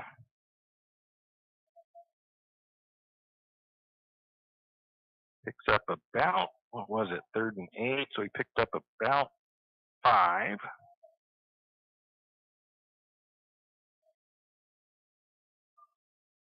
The Badgers in their huddle. 4th and 3, 4th and short basically, and they look like they're going for it. Brody Rice under center, takes the snap, hands it off. Petrus trying to get the edge, and I think he might have just got the tackle. No, maybe not.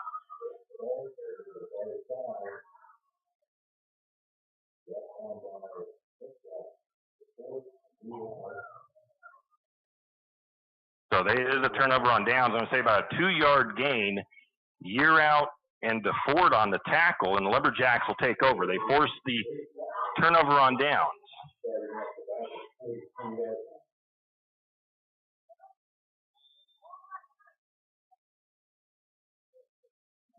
Lumberjacks will start on the Badgers side of the field. There's a run up the middle by St. Maries.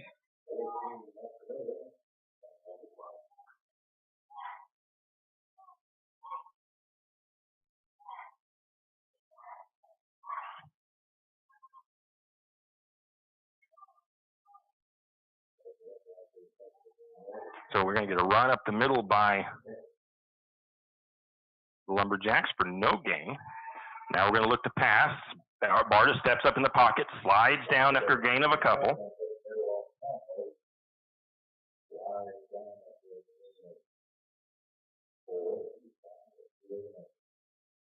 We'll give him a 1-yard gain there. Brings up 3rd and 9 for the Lumberjacks.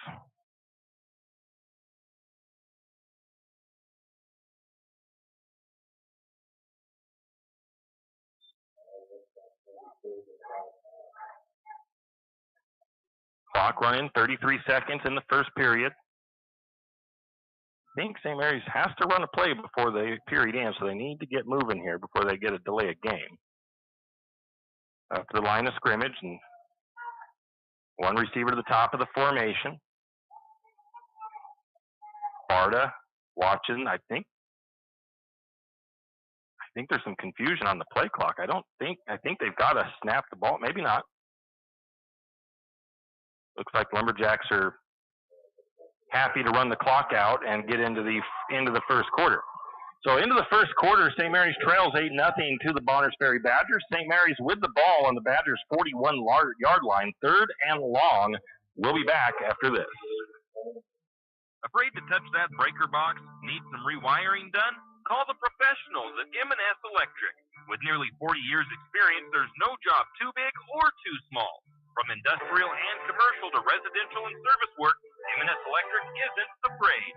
Serving Benawa, Shoshone, Kootenai, and Latah counties, M&S Electric has you covered. Overhead work? M&S can do that too with their bucket truck. M&S Electric, 408 Main Avenue, St. Mary's. Give them a call, 208-245-3890. No job too big, no job too small. We do them all. M&S Electric. You're listening to the home of Lumberjack Sports, 1240 KOFE, St. Mary's.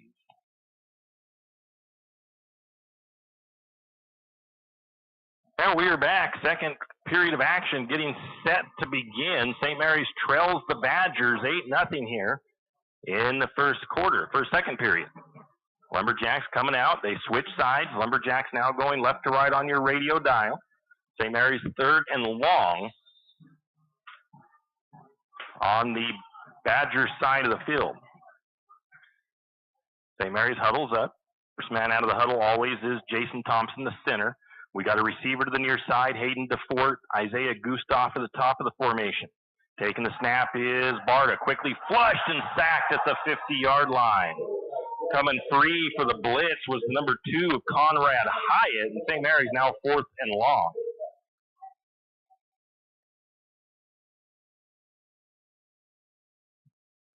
About a 6-yard loss on the sack. St. Mary's will march it back, and I'm imagining the Lumberjacks will bring out their punter, and they do. They have Grimaldo back to punt, nobody going back deep to return it. Just waiting to hope St. Mary's doesn't take it, I guess. Nice deep punt by Grimaldo. Will bounce at the 15 and take a Badger roll back to the 20.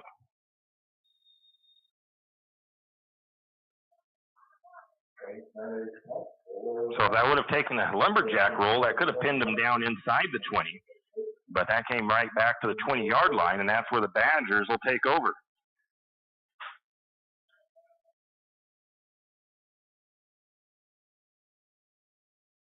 Lumberjacks ended up with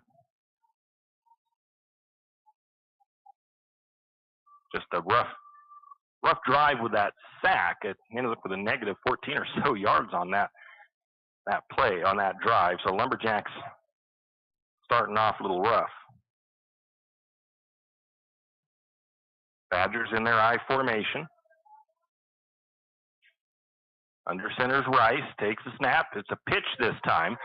Coming to the near side, gets a little bit of room to run. Brought down after a nice gain. It's going to be Gear out Morris and Grimaldo on the tackle.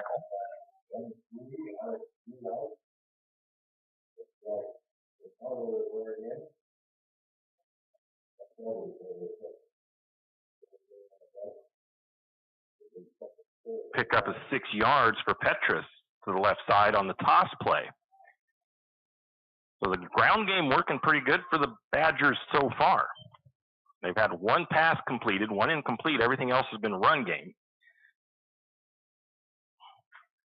One receiver to the near side, one receiver to the top of the formation. First time we've seen two receivers set. We've got Ryder Gavin and Stoley. Now they switch it up a little bit, some change into their formation, and I think it's a pre-snap, but I think it might be a delay of game.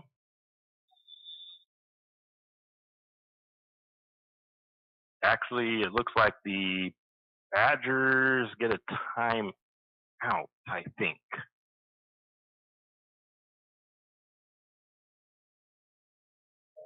The Badgers get a timeout. There must have been some confusion on the play again, and the Badgers taking that timeout. So 10:25 to go, first half of action. The Badgers lead 8-0 over the Lumberjacks. We'll be back.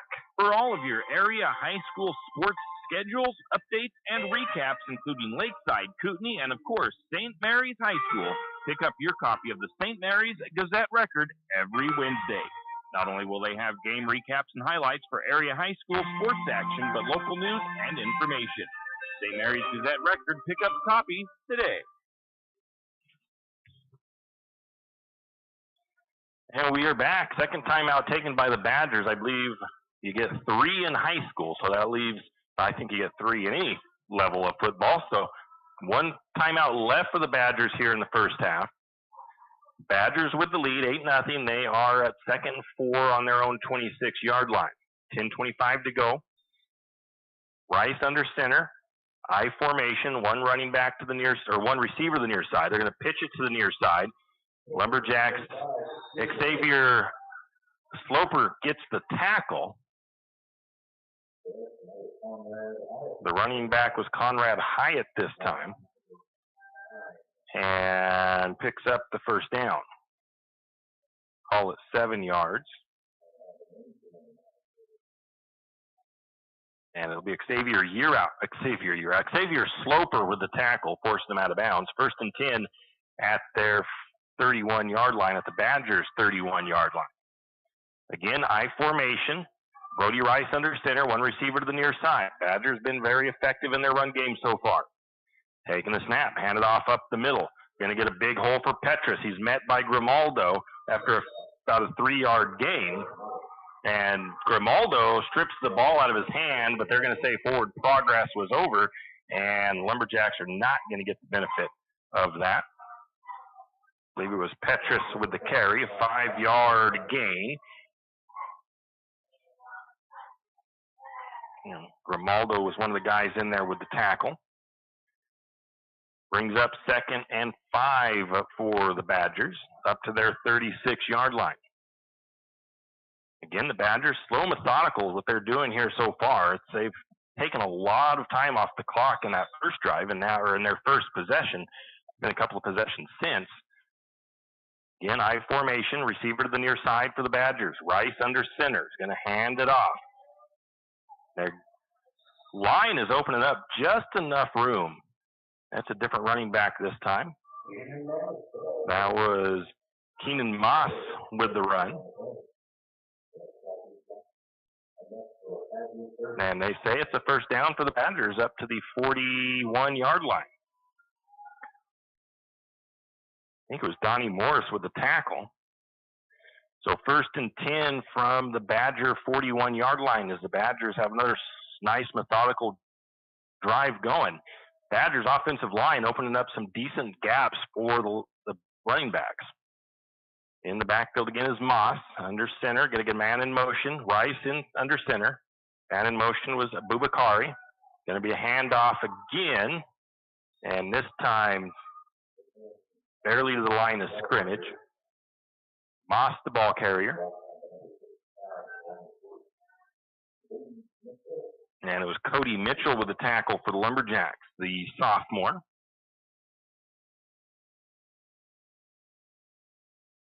Run up the middle. So no gain, 2nd and 10 for the Badgers now.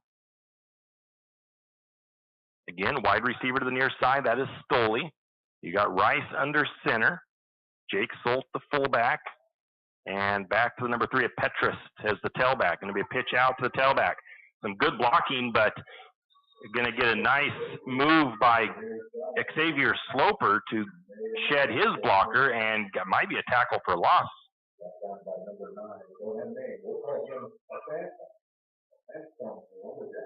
So no gain.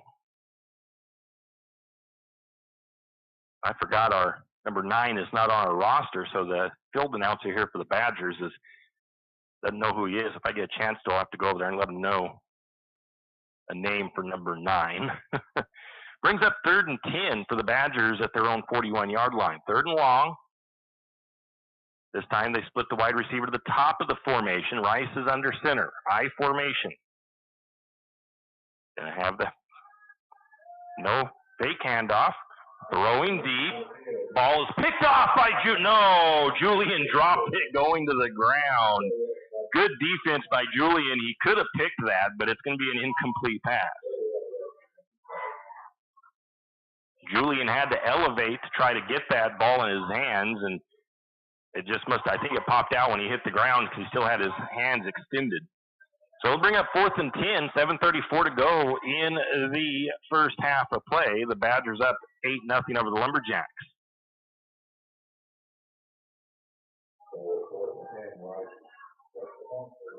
The Badgers showing punt. Brody Rice is the punter. A little bit of a bad snap. He's able to get it. He's going to get the punt off. It's going to take a bounce for the Badgers, and it's going to pin the Lumberjacks back inside the 20, back to the 19-yard line.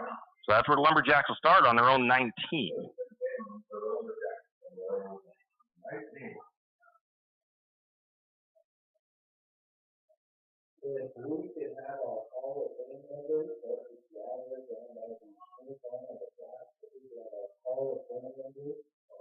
So Lumberjacks will go back on offense. I think they're actually in the negative yardage right now on their stats, as they only had 8 yards in their first possession. I think they went backwards in their second possession.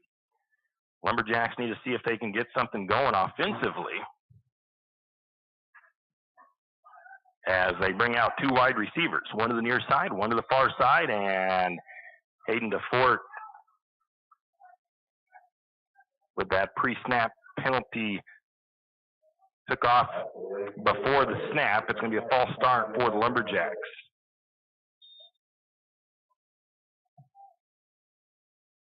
First and 15 now for St. Mary's. Hayden DeFort, near side wide receiver. Isaiah Gustav up top. Wingbacks, Brock Barta. Going to be the counter to Jack Barta. Finds a room to run. Gets away from a couple of guys. Breaks back to the near side. Up to the 30-yard line. chased out of bounds at the 35. Nice run by Brock Barta there to give Lumberjacks, I think, their first down of the evening. That's that counter play. 21-yard gain if they mark it at the 35, 36-yard line, so a 22-yard run by Barta. 1st and 10 from the Lumberjacks 36-yard line now. That counter play worked well against Sandpoint for the most part. Gustav to the far side as a wide receiver, 2 wing backs, pistol for Jack Barta, hands it off to Dittman. Dittman gets to the outside, tries to shake and bake around one guy, gets a little bit of a late, nothing egregious, so there shouldn't have been a penalty, but number 9 thought for a second he was going to put a shoulder into him and then decided not to because they were out of bounds. So Dittman picks up 9 as he was ran out of bounds by the Badgers. 2nd and 1 for the Lumberjacks from their own 45. 2 receivers set this time, 1 to the top, 1 to the bottom. Barta in the pistol. Going to have that little counter again. Grimaldo gets to the outside, down the sideline, the 30, the 20, and he just can't quite tiptoe the sideline. He gets just pushed out of bounds by the Badgers. There's that counter once again, and a big gain for St. Mary's. I've got to wait and see where they marked the ball. They marked it at the 19 of the Bonners Ferry Badgers. So a 36-yard, 19-yard gain for the Lumberjacks.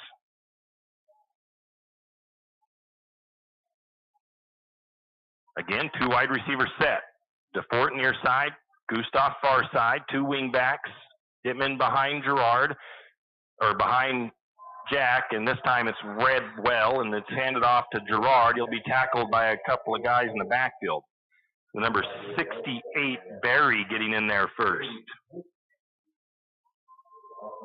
A loss of about 4 yards for the Badgers, or for the Lumberjacks.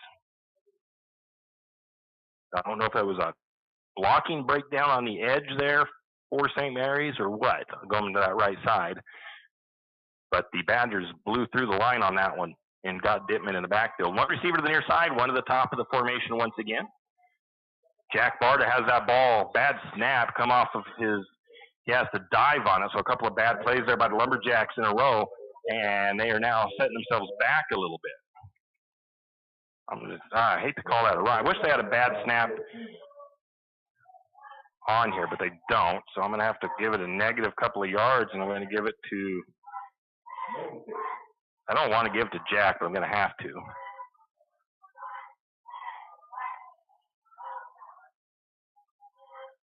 So it's 3rd and 16 for the Lumberjacks.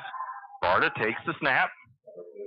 Going to throw it out there for his brother, I believe, incomplete.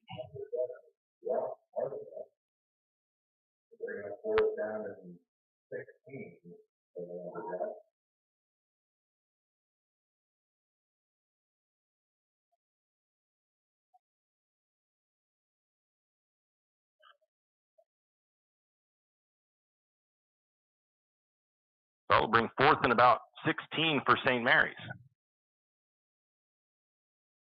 Again, had a nice drive going. Couple of mistakes, though. Lumberjacks going for it.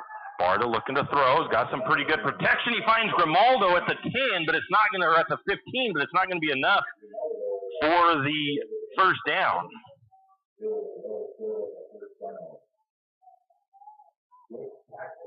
It's only an 11-yard gain.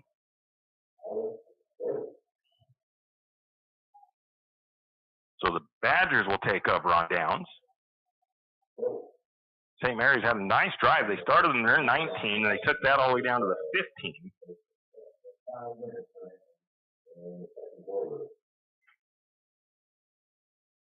And the Badgers will start on their own 15-yard line with 5:03 to go in the first half. 8-0 Badgers lead.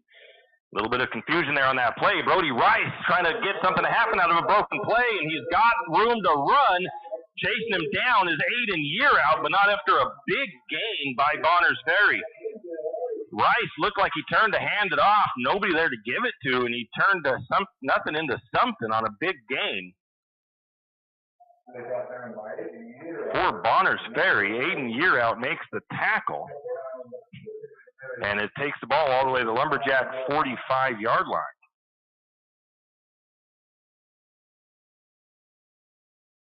A 40-yard gain by the Badgers. Again, it looked like a busted play from here as Brody Rice turned around. Nobody there to hand the ball off to. 1-2 receivers to the far side on this formation, I formation. Brody's going to hand it off. Met in the backfield. Big hit by Morris. The carry by Conrad Hyatt. He's going to lose a yard as Donnie Morris makes the tackle in the middle in the backfield. Nice big hit by Donnie. Checking into the offensive line. Donnie is one of the defensive linemen. He just blew up right through that line. Badgers making the change on that line. Number 68 comes in. That's Barry going out as Thorne. And the Badgers break their huddle up to the line of scrimmage. 2nd and 11 on their own on the Lumberjack 46-yard line. 2 receivers to the near side. I formation. Rice under center. Going to throw. Some pressure coming. And an incomplete pass intended for Hyatt out of the backfield. Brings up 3rd and 11. 4 minutes to go in the game in the first half.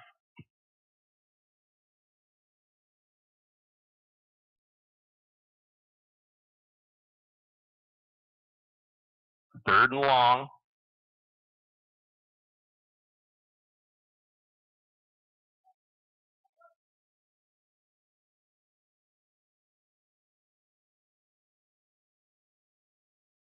Badgers break their huddle, coming up to the line of scrimmage.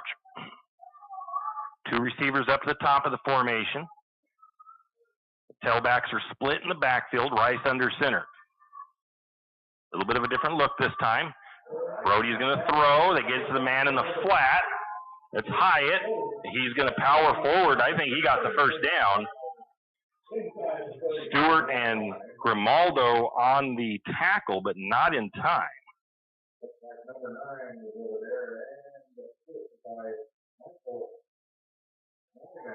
That is going to be to the Lumberjack 34.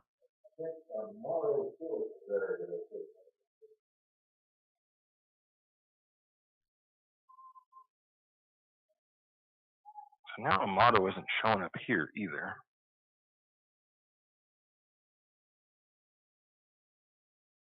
I don't remember who I was giving tackles to earlier for. Now we get a timeout taken by the Badgers. Badgers used their last timeout. 3:23 to go first half. St. Mary's trails 8-0. Badgers driving. 1st and 10 on the Lumberjack 34. We'll be back. For all your plumbing needs, call Nick's Plumbing and Heating. With 6 professional staff, you can be assured of guaranteed quality products, installation, service, and repair of all of your plumbing. So if you have plumbing needs or problems, call the good folks at Nick's Plumbing and Heating. Call 245-5460. That's 245-5460. Nick's Plumbing and Heating. Installation, service, and repair when you need it. Nick's Plumbing and Heating, St. Mary's. And we are back. 3:23. We are here at Kenny Mendenhall Field. I want to make sure I get that right. Kenny Mendenhall Stadium in Bonners Ferry, home of the Badgers. The Badgers currently up 8-0 over the Lumberjacks here in a non-league contest. Next week, the Lumberjacks will go on the road to face their first league opponent of the season in the Kellogg Wildcats. Take about that 45-minute drive up to the Silver Valley. Of course, we'll be there, same time as here tonight, 6 o'clock for our pregame, 7 o'clock for kickoff. Badgers get 2 receivers to the near side. Again, the split tailbacks. Brody Rice under center. Power run working pretty good for the Badgers so far. Looking to pass. They're going to throw it. We've got a penalty. It's completed to number 9, but we may have this coming back because I was in the area of a hold.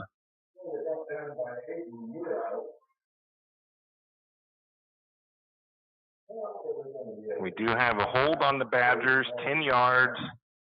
They'll repeat that last down. See where that moves that ball back to. It should be the 43, 44-yard line. It'll be first and long now for the Badgers.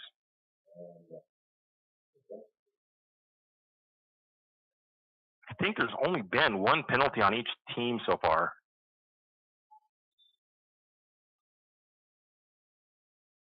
So it's first and 20 on the 44 for the Badgers. They are on the Lumberjack side of the field.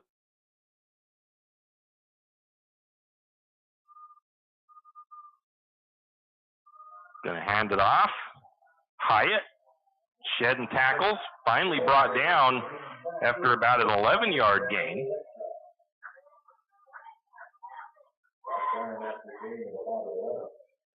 Dropped by the number 21 for the Lumberjacks. That is Alan Wise with the tackle. Brings up 2nd and 9, so it's not really that big of a hole now after that holding call. Like they started at 1st and 10 and had a couple of yard pickups. So 2nd and 9 for the Badgers. Lumberjacks defense looking for a stop here or a turnover. 2 receivers at the top of the formation. Running backs go back to the I formation. Brody Rice under center.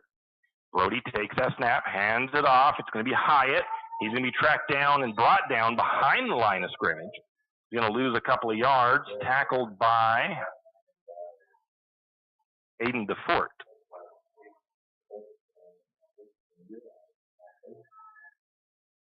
Going to call it a 1-yard loss. So it's 3rd and 9 for the Badgers on the 34 of St. Mary's. Clock running, 2 minutes to go. Badgers probably in 4-down territory here. So if St. Mary's gets the 4th down, they'll probably call the timeout. 2 receivers to the far side. Tailback split again. Brody the pass. He gets flushed out of the pocket. He's got a little sidearm, and he finds a guy wide open in the middle of the field. Great improvisation by Brody Rice as he finds Cooper Higgins for the touchdown.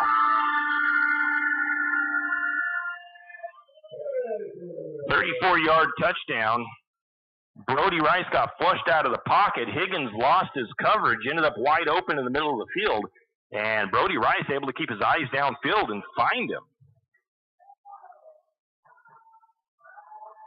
Badgers take a 14-0 lead over the Lumberjacks with 1:42 to go in the half. Brody Rice will line up for the extra point. Last time it was a fake, so we'll see what happens here. They got the 2-point conversion last time, and again, it's that fake. No, he's going to look to throw. He's going to look to throw. He's flush. He's retreating. He's going to look deep. And there's only Badgers over there on that side of the field. I don't know how the Lumberjacks lost them, but the number 22 of Stolt found himself wide open for the 2-point conversion.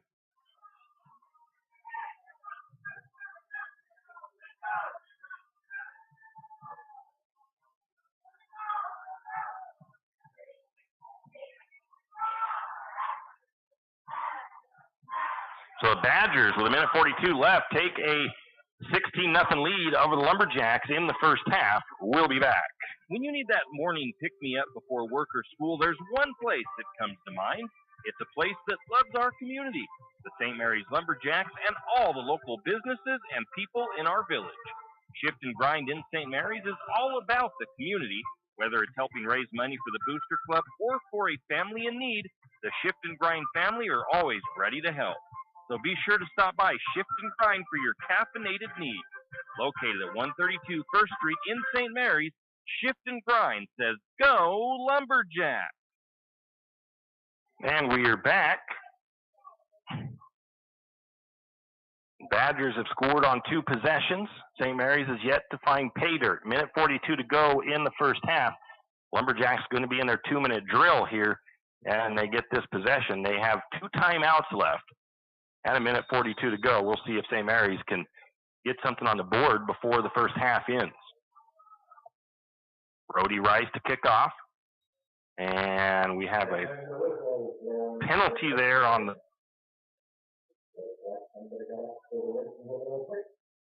We're going to have a penalty against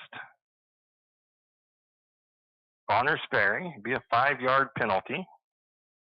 And they'll repeat the kick. So the Badgers will now kick it from the 35-yard line, theoretically giving the Lumberjacks a chance, a little bit better field position on the kick return. DeFort and Grimaldo back deep to return this kick. Rice will kick it off. The penalty was offsides on that, as the Badgers had somebody leave a little bit early off of the line, get ahead of the kicker.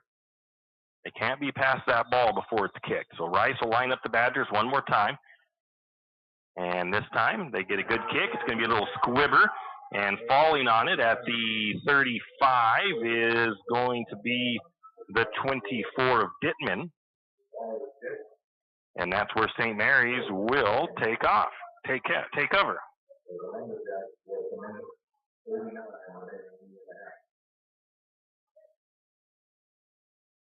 You're listening to the home of Lumberjack Sports, 1240 KOFE, St. Mary's.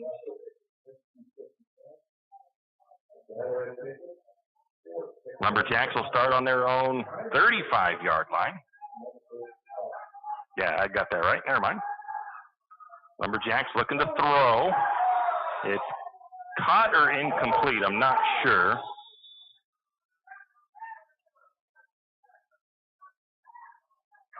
Badger fans are saying backwards pass. Umpires are saying, oh wait, no, that was not. That was, yeah, at the 35-yard line. St. Mary's received it at their 35.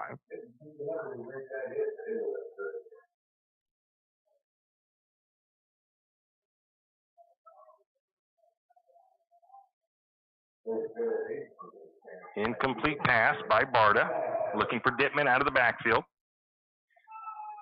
This time it's a run by Dittman, and he's going to barely get back to the yard line of scrimmage.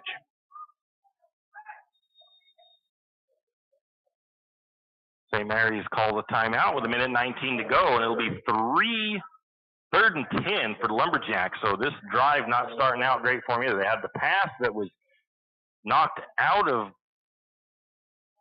Gerard's hands with the hit. They had the pass down the line of scrimmage. I don't think it was a backward pass. The Barners Ferry fans were calling for a backwards pass. St. Mary's got kind of robbed on one of those last week, as I think it was called a backwards pass, and they ended up calling it a backwards pass, lateral, whatever you want to call it, and Sandpoint recovered it. But when we rewatched the film, the receiver for St. Mary's was 4 yards ahead of the quarterback when that ball got to his hands. It was definitely a forward pass, but they called it a backwards pass. So I'm not going to say anything on this one because I was not fully paying attention to the play at that point. So I'm not sure if it was backwards or forwards on that one. 3rd and 10, St. Mary's, 1:19 to go. The Badgers looking to maybe get that ball back. St. Mary's looking to try to get this drive down the field.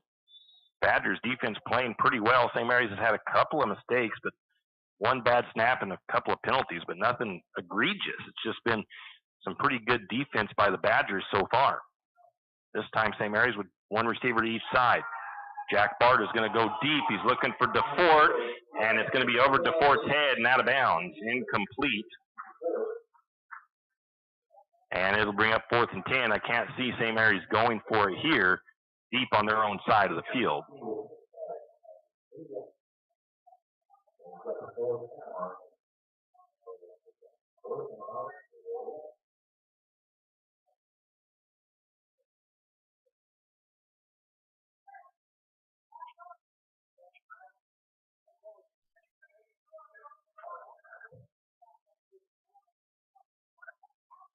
The Lumberjacks are going to go for it. They're going to throw it out in the flat. It's incomplete, looking for Dittman.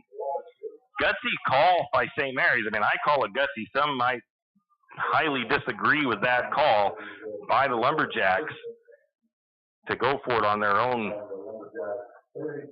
34-yard line. They're going to give the ball back to the Badgers with 1:09 and a short field to work with. So that was a gutsy call by the Lumberjacks there. Lumberjack defense is going to have to come up big here.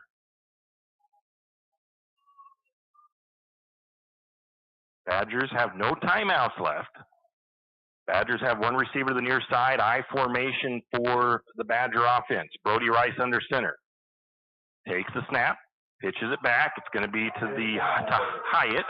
Hyatt's going to get out of bounds at the 30. Picks up 5 yards on the left side of the field, stops the clock as well. Aiden Yearout able to force him out of bounds. Minute 4 to go in the first half of play. Badgers, well, we'll see what they do here. I mean, they are in a spot where they might have to try to throw the ball a little bit, so we'll have to see what their offense does do with no timeouts. 2 receivers to the near side, or 1 receiver to the near side. 1 wing back, I formation. They're going to fake the pitch.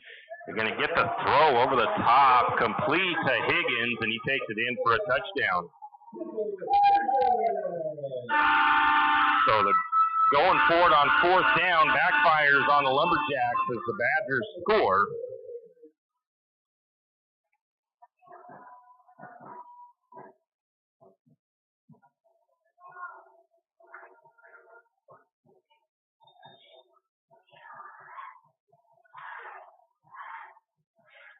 And the Badgers extend that lead out by 3 scores, 22-0 over St. Mary's.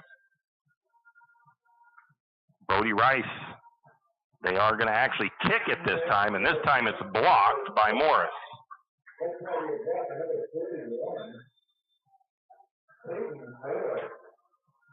Caden Morris gets the block on the extra point. And St. Mary's down 22-0 to the Badgers with 57 seconds on the clock. We'll be back to finish out this first half of play. If you know which side of a saw cuts wood, and if you can hammer a nail, you can do it yourself. Carpentry, construction, finishing, or framing, around here, you've got it made. You've got 10th Street Lumber. At 10th Street Lumber, we have the answers to your building and repair project questions. Every day, 10th Street Lumber helps homeowners get quality results. For lumber, blocks, power tools, fixtures, everything you need for a professional job. Don't pick up a nail until you shop 10th Street Lumber. 10th Street Lumber on the corner of 10th and Railroad Avenue in St. Mary. Wondering how the manager... And we are back, and there was actually a penalty on St. Mary's, I'm assuming, in that last play. So the Badgers will try again. This time they're right on the goal line going for the 2-point conversion. Rice under center. Man goes in motion. And Rice keeps it himself up the middle.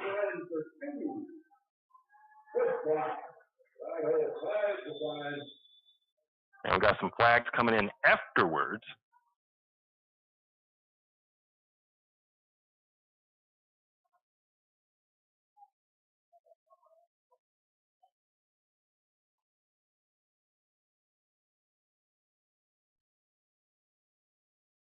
So the score is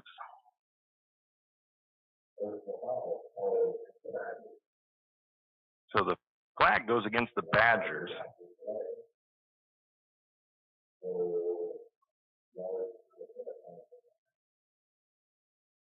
There's a penalty against the Badgers, and the penalty will be assessed on the kickoff.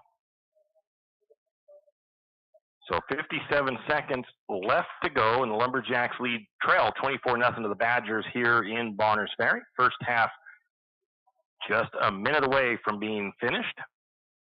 We're going to see where they're going to mark that from. I think it was I think it's a 15-yard penalty. I think it was an excessive celebration or something like that after the play. And they're going to kick that ball from the 25-yard line.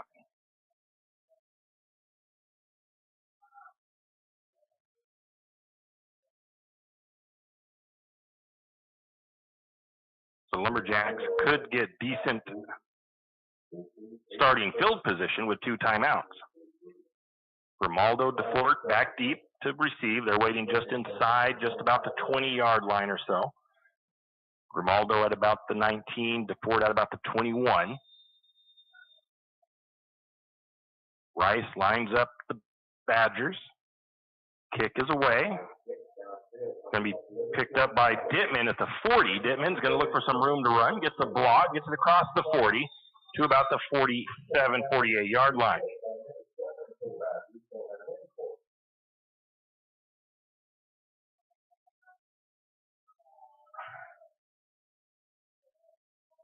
So not a lot of time here in the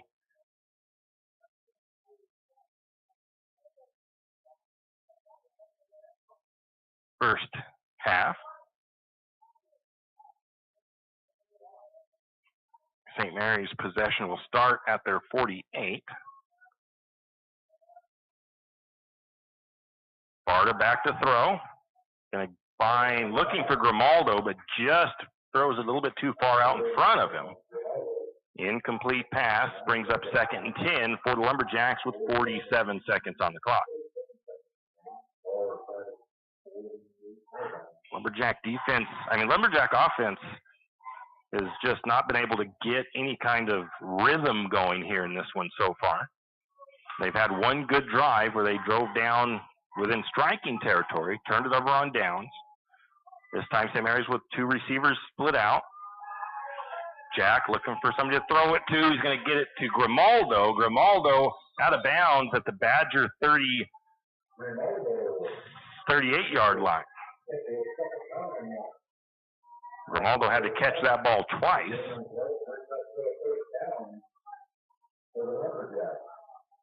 Down to the 37 of Bonners Ferry.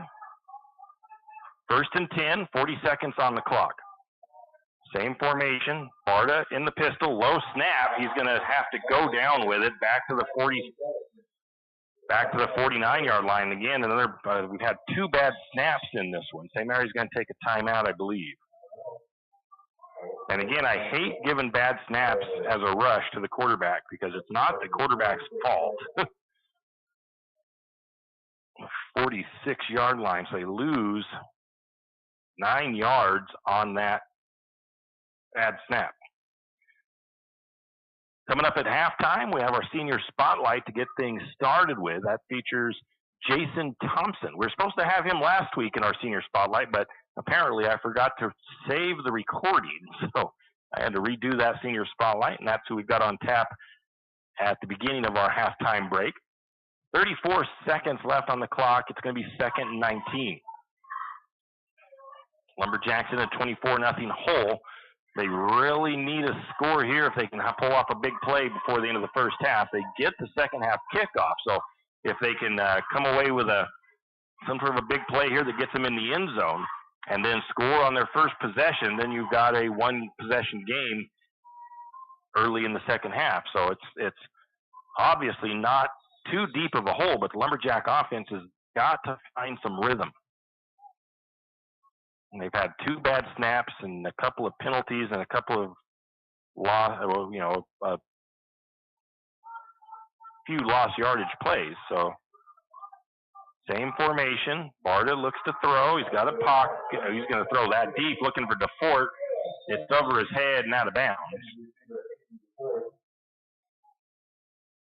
Looking at him down the right sideline. 3rd and 19 brings up, or at the 46 of Bonners Ferry with 29 seconds on the clock.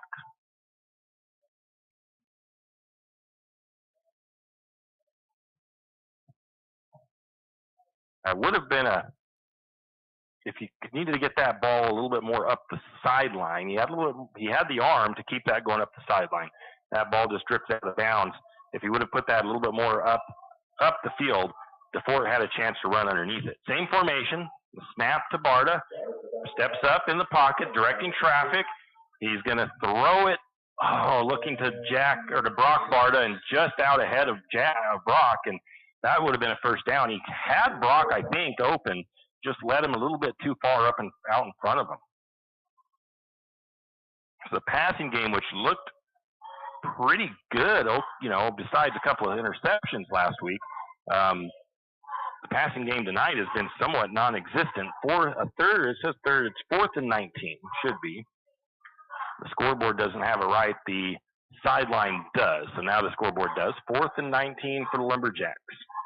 On the Badger 46, they're going for it. They've got 1 timeout so they can get the first down.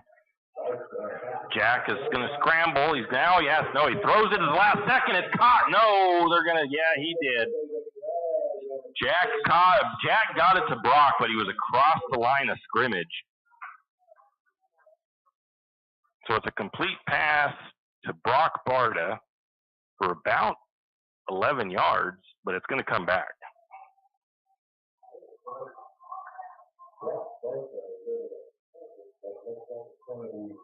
Jack was across the line of scrimmage.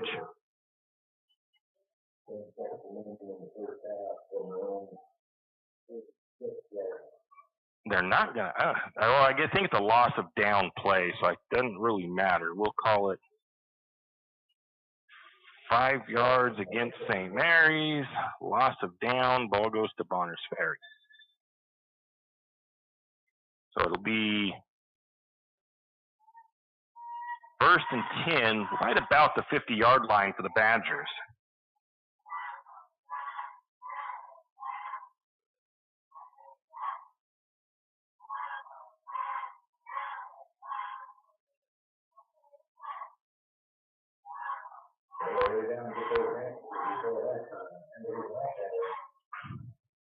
Badgers have a flag, I believe a delay a game on the Badgers.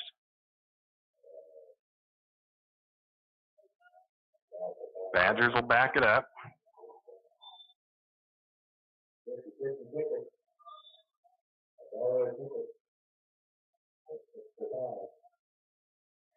They need to reset the clock back to, I think, 9 seconds or 10, whatever it was. Had a couple of seconds on the clock. Badgers we'll see what happens. I mean, maybe the Badgers want to test their luck, take a shot deep, but they might just knee on it here at the end of the first. They might even run a play, actually run the running back to see if they break something big, but right now everything going in the way of the Badgers, so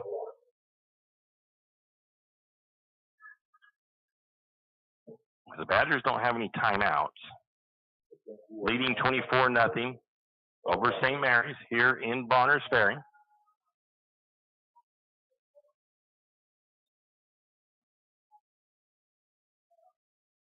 One receiver to the top of the formation for Bonners Ferry, one guy in the slot.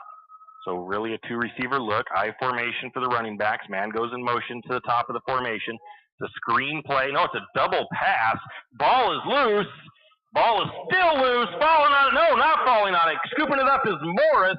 And the Lumberjacks will have it, but it'll be time ran out. So St. Mary's gets a fumble.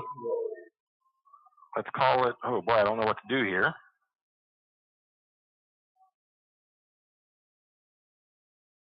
I'm going to call it a run. I think it was number 22. He fumbled it. Recovered by St. Mary's, I think on the St. Mary's side of the field.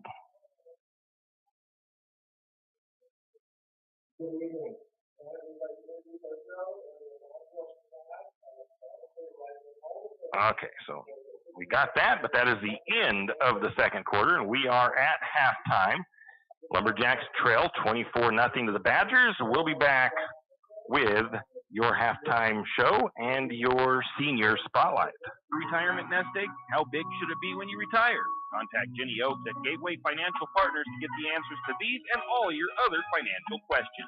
The securities and advisory services offered through LPL Financial, a registered investment advisor. Member FINRA SIPC.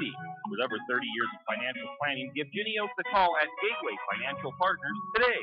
The guidance is free. The experience is priceless. Call 245-5255. Fall is coming and, of course, cold weather. Now's the time to stock up on a few things.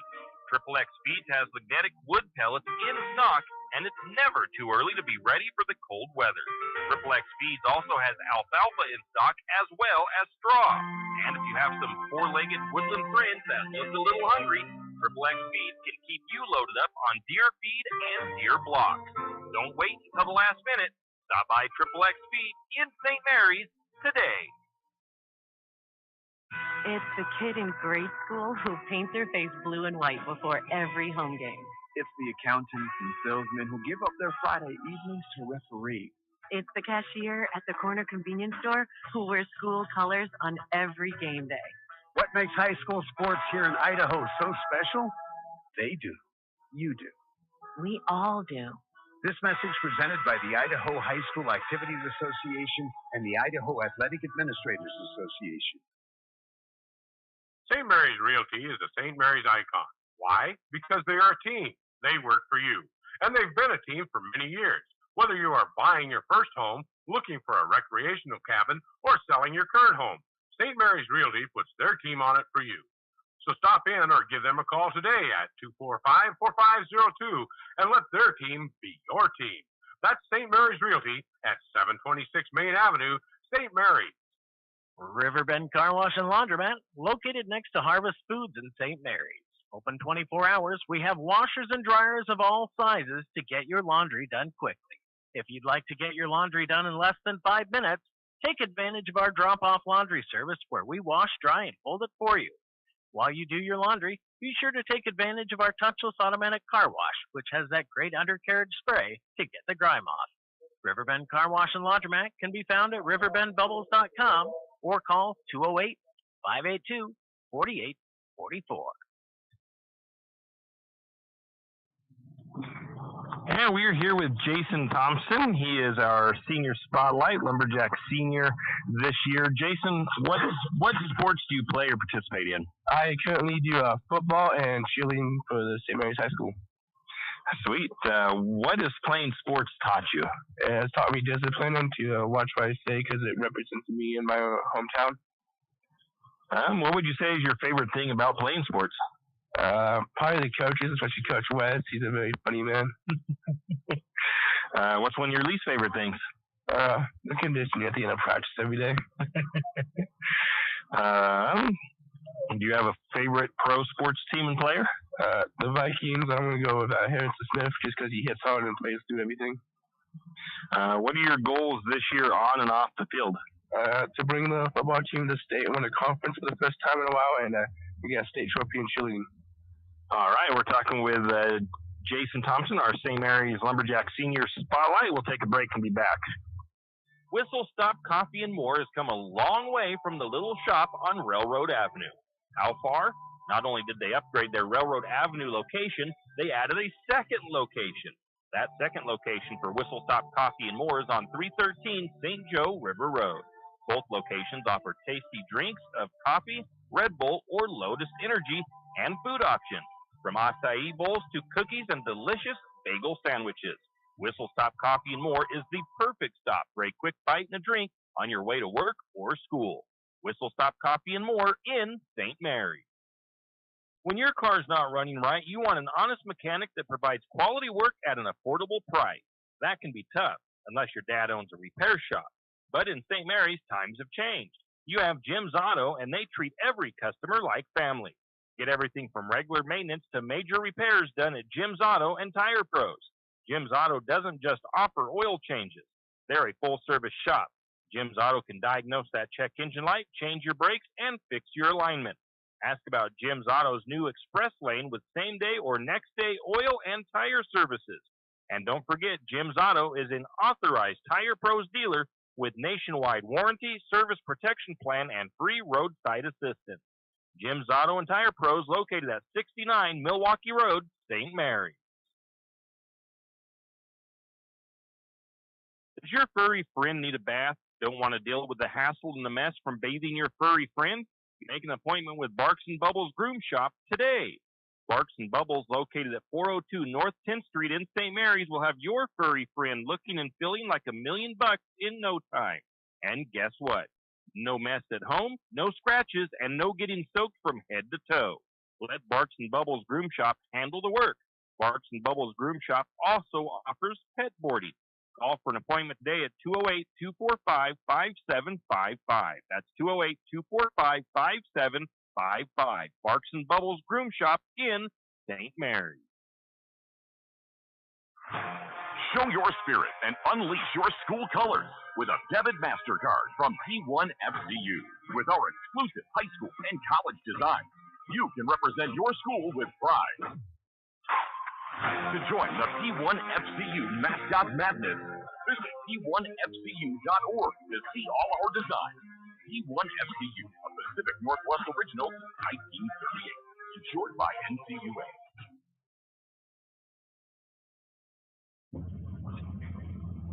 And we are here with Jason Thompson for our senior spotlight. What are your plans after high school? To go either play college football or enter the millwright program here in St. Mary's. Okay, what is one of your favorite subjects in school? Probably my business entrepreneurship class of Coop. Coop's a good guy. Someone that you look up to? Probably Coach West. Well, he is a little bit taller than you. Do your teammates have a nickname for you? Yes, it is Jerry. Jerry, that's right. What's been your most memorable moment so far? Probably Donnie listening to Coach West to pick him up in the middle of football practice. And who would you like to thank? My mom, my grandparents, the rest of my family, my coaches, and my teammates to help me through all of it. All right, we made it as quick as we could because Jason's a busy guy. Good luck the rest of your senior high school career, Jason. Good luck after that, and thanks for talking with us. Yep. This has been your senior spotlight featuring St. Maries Lumberjack senior Jason Thompson. We'll take another quick break, and we'll be back with more after this. Kenny and the crew at 10th Street Superstop invite you into the biggest convenience store in town. 10th Street Superstop is your one-stop shop for gas, propane, snacks, and ice-cold drinks. Stop in for breakfast or lunch, breakfast burritos and pizza to paninis and fajita burritos. 10th Street Superstop has something for everyone. Whether you're headed to a lumberjack game or out into the woods, 10th Street Superstop is the place to stop for anything you may need. 10th Street Superstop on North 10th Street in St. Mary's. Do you have a hazardous tree on your property? Do you need some trees or brush removed in preparation for a home or shop? You need to call Andy's Arbor and Site Clearing. Andy's Arbor and Site Clearing specializes in the removal of dangerous trees, pruning, thinning, and chipping. Andy's Arbor and Site Clearing also has a bucket truck for those hard-to-reach areas. So if you're in need of some thinning, tree removal, and site preparation, call Andy's Arbor Site Clearing. That's at 208-582-2134. That's 208-582-2134. Andy's Arbor and Site Clearing. A game without a crowd is just a scrimmage. A performance without an audience is just a rehearsal. Without your presence, high school sports and the performing arts aren't possible. Ensure that these essential extracurricular activities continue to enrich the lives of students in Idaho. Purchase a ticket to your local high school's game or performance. This message presented by the IHSAA and the Idaho Athletic Administrators Association. Are you ready to turn your dream space into a reality? Look no further than Construction Solutions, your trusted partner in residential and commercial construction. From concept to completion, we've got you covered. At Construction Solutions, we specialize in site development with top-notch excavation services, ensuring a solid foundation for your project. Our experienced team is dedicated to delivering quality craftsmanship and exceeding your expectations. Opportunity awaits with Construction Solutions. Whether it's your dream home or a thriving business space, we're here to make it happen. Call us now at 208-582-3305 and let's build your future together. Construction Solutions, where excellence meets opportunity. Visit our website at constructionbylozano.com. That's constructionbylozano.com. And we are back. It's halftime here at Kenny Mendenhall Stadium, home of the Bonners Ferry Badgers. It's been all Badgers in the first half. They lead St. Mary's 24-0, and it's been a rough one for the Lumberjacks, to say the least, here in this first half of play. St. Mary's has recorded just 7 first downs. The Badgers have 13 first downs. St. Mary's is 11 carries for 36 yards on the running side of things, and it's 25 carries for 119 yards for Bonners Ferry. St. Mary's averaging 3.3 yards per rush. The Badgers right at about 5 yards per rush. Passing, St. Mary's 2 completions for 11 yards. Actually, 2 for 11. The Badgers are 5 for 8. Passing yards, 26 yards for the Lumberjacks. The Badgers have 88 yards in the first half. Total plays and yardage, St. Mary's 23 plays, 57 yards. The Badgers with 33 plays and 197 yards, so nearly 200 yards put up in the first half for Bonners Ferry. St. Mary's averaging just 2.5 yards per play, while the Badgers have that number way up at 6 yards per play. The Badgers have one turnover. That was that fumble right at the end of the first half. It doesn't really make any difference in the game at this point, but it was a turnover. Third down conversion, St. Mary's 1 of 5, not doing very good on the third down side of things, but they've been behind the sticks quite a bit as well, whether it be from a penalty or a loss of yards play. The Badgers are 3 of 6. Fourth down conversion, St. Mary's 0 for 4. Bonners Ferry 1 for 2. St. Mary's has been sacked once. They lost 6 yards. The Badgers have not been sacked yet, even though the Lumberjacks have got a little bit of pressure on the quarterback. Neither team has kicked a field goal. That is a look at the team statistics. We'll come back and try to give you a quick breakdown of the player statistics. Tax time is here again. I know, it's not your favorite. But at H&R Block, tax time is our favorite time of year.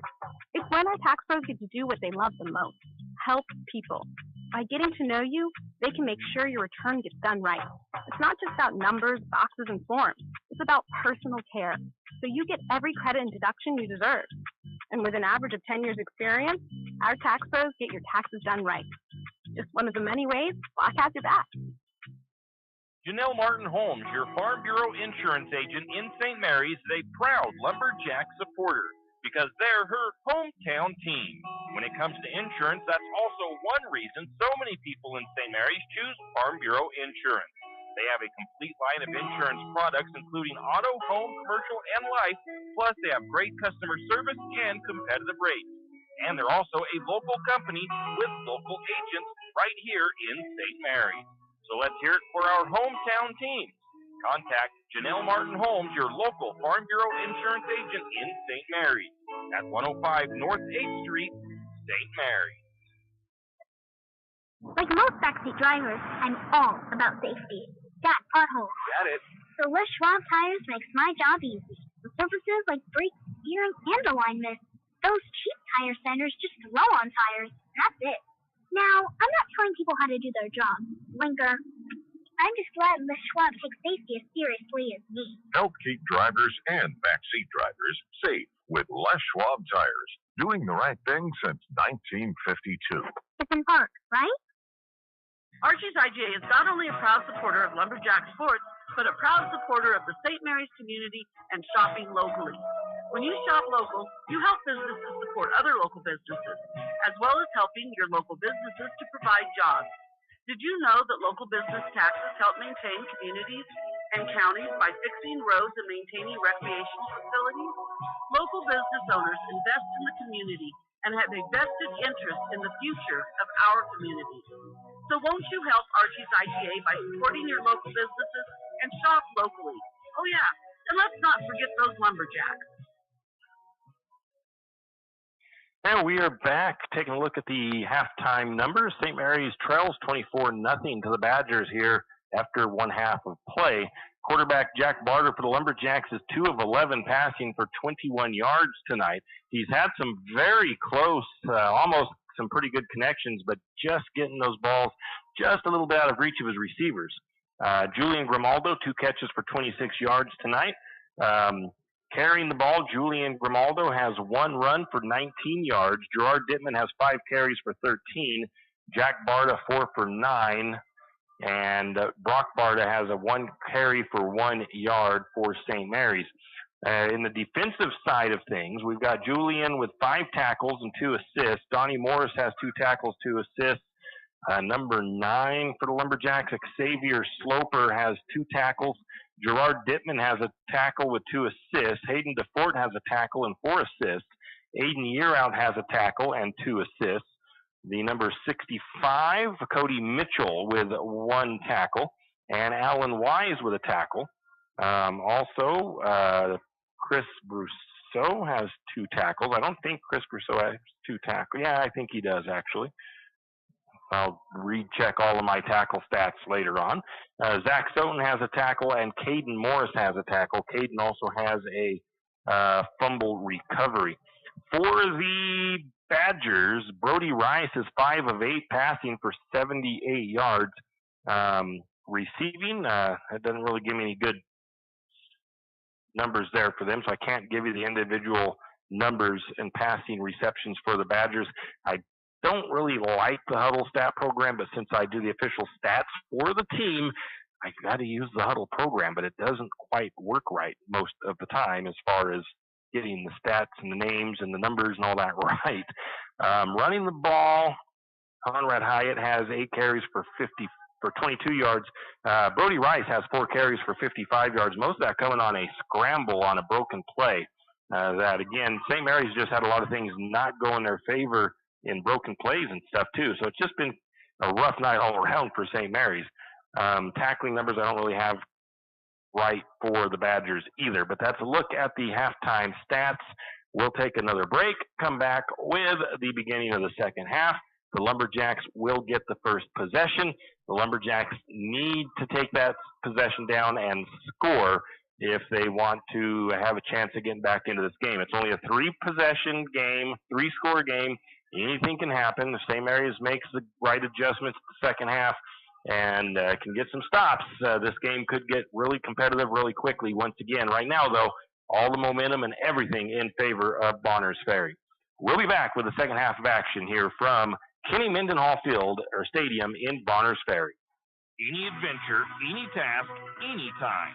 There's a Yamaha utility ATV for any ride and any rider. See the full lineup at St. Mary's Sun Cycle. Adventure seekers can start with the trail-tested capability and comfort of the Yamaha Grizzly lineup. For the ultimate in mid-size ATV performance, check out the Yamaha Kodiak 450. And for those who mix work and pleasure, the Yamaha Kodiak 700 line devours chores and leaves room for adventure. Find your utility ATV at St. Mary's Sun Cycle or YamahaMotorsports.com. ATVs are recommended for use only by riders aged 16 years and older. ATVs can be hazardous to operate. Yamaha recommends an approved training course. For safety and training information, see your dealer or call 1-800-887-2887. Hughes Ace Hardware wants to invite you to come in and take a look. Hughes isn't just about hardware. Whether you need dish soap and sponges to clean up after your husband's guys' night or storage solutions for your wife's shopping addiction, you can find it at Hughes. Come see the difference. Everything you need, from a blow dryer to replace the one your toddler drops in the toilet to a bathroom scale to help your hubby stay on his fitness goals. Hughes Ace Hardware is the place to get the products you need and the help you want all the time, every time. And we are back. The Lumberjacks will receive the opening kick of the second half, and they will be going left to right on your radio dial. The Badgers will be going right to left. 24-0, the Badgers lead. A big first half for the Badgers. Let's see if St. Mary's can answer back after some adjustments in the second half, or at halftime. Brody Rice will kick off. Back deep for the Lumberjacks is DeFort and Grimaldo. Last couple of kicks by the Badgers have been short. St. Mary's needs to watch that. I'll give you an update on Orofino Maniacs. They played earlier tonight. That ball is going to be kicked all the way down to the 7-yard line where Grimaldo picks it up. He sheds a tackler, clear down the sideline, still in bounds, down to the 31-yard line. So a good return by Grimaldo. I'll call that at the 7. He picked that up at about the 7. They mark that at the 32. So it's still decent field position to start with for the Lumberjacks. And that's where St. Mary's will come out at. The Orofino Maniacs lost tonight 55-0 to Payette. We're going to get a flag, a run by the Lumberjacks, as Brock Barta is going to pick up about 6 or 7. There was a penalty flag, but they let the play go, so I'm assuming it's either a hold against St. Mary's, but where it came from, it might be an offsides. So they're marking it at the 37-yard line.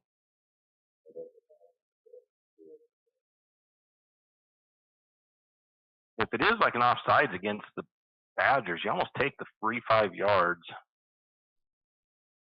and get 1st and 5. And I think that's what St. Mary's is going to do. So it's a penalty against the Badgers. It's 5 yards. St. Mary's is going to replay the first down. So it'll be 1st and 5 for the Lumberjacks from the own 37-yard line. One receiver at the top of the formation, that's Gustav. A couple of wing backs with Barta in the pistol. Dittman lined up behind him. Snap. Going to be a quick little flip up forward to Grimaldo. Grimaldo gets out in the open, and he's across the 50 down to the 41 or the 46 of the Badgers. And St. Mary's was doing pretty good on that play earlier.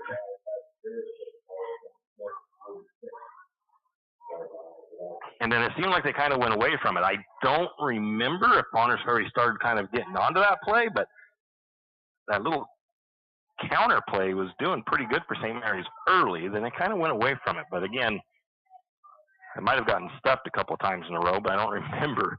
DeFort to the near side. Gustav top of the formation. Barta in the pistol, takes the snap. It's an option play out to Dittman. Gets a little bit of a block, tiptoes the sideline. He might have got back to the line of scrimmage. No gain there, it looks like, for Gerard. Badgers are doing a good job of muddying the waters on those little toss plays, option plays, getting a lot of getting a lot of defenders out there, and they're able to shed their tacklers or shed their blockers and get just enough to force the guy out of bounds. One receiver to the near side now for St. Mary's. 2nd and 10. Barta takes the snap, hands it off to Dittman. Dittman straight up the middle. Looks like he picks up about 4. A little bit of power run game from the Lumberjacks there. 4-yard pickup for Gerard up the middle. 3rd down and 6 for the Lumberjacks at the Badger 43-yard line.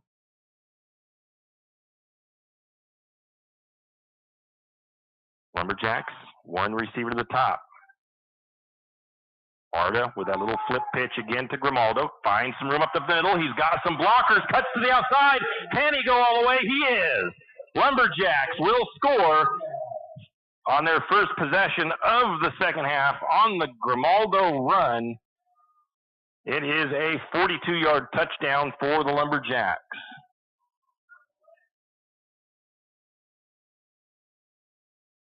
That play has been looking pretty good, honestly, in this one. I expect to see the Lumberjacks maybe push that play a little bit more here in the second half until the Badgers stop it. The blocking's getting lanes open, and Julian's finding the areas to go. Barta has had it once or twice, and they got a couple of good gains out of it also. St. Mary's going for 2. Jack empties the backfield. Going to find Grimaldo in the end zone. 2-point conversion is good, and St. Mary's will cut that lead 24-8 in favor of Bonners Ferry. 10:15 to go in the third period. Well, now we're going to keep it right here. We're going to tell you about tomorrow. The span of Benoit County is having their 5th annual Suicide Prevention and Awareness Run, Walk, and Remember tomorrow at the Elks Lodge. The check-in starts at 8:30. Walk starts at 10 a.m. There will be a block party afterwards. There's going to be vendors, coffee, booths, and raffles, breakfast by Talk About It, and lunch by the Elks Veterans Outreach. The span of Benoit County would like to thank their sponsors, KOFE AM 1240, the Veterans Outreach Center of Benoit County, the St. Mary's Elks Lodge 1418, the Fernwood Mercantile, Ryan's Dollar Depot, Hindsight Photography, KNRH Printing, Heritage Health, the Gateway Financial Partners, Potlatch Deltic, and Archie's IGA. St. Mary's will kick off, and let me guess, we might see an onside kick. St. Mary's does that a bit. So that would be another big help here for the Lumberjacks if they can steal one of these onside kicks and get an extra possession. They haven't got one yet this year. It's early, obviously, in the season. The biggest issue they've been having on these onside kicks is they're all coming up short. They've got to go 10 yards. It's 5 or 10. I'm pretty sure it's 10 yards before anybody can touch it from St. Mary's. Now, if it goes 5 yards and bounces off a Badgers player, it's a live ball. I remember several years back, we had David Vonken, a exchange student from Germany. We wouldn't even just do that. He would just drive the ball up the middle and try to bounce it off of one of the up guys from the opposing team, and he did it a few times. So St. Mary's in an interesting formation. for the kickoff. They're going to squib it right up the middle, and it's going to be caught at the 46 by the Badgers.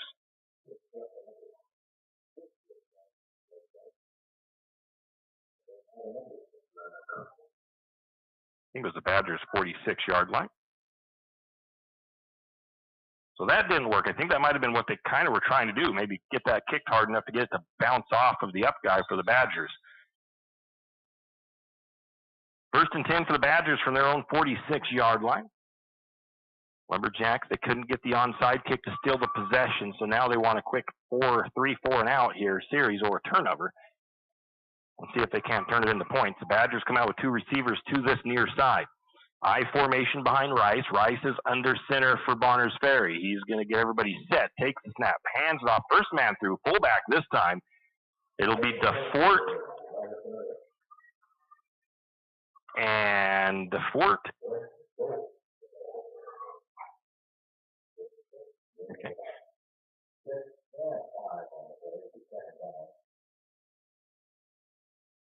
Five yards, Hayden DeFort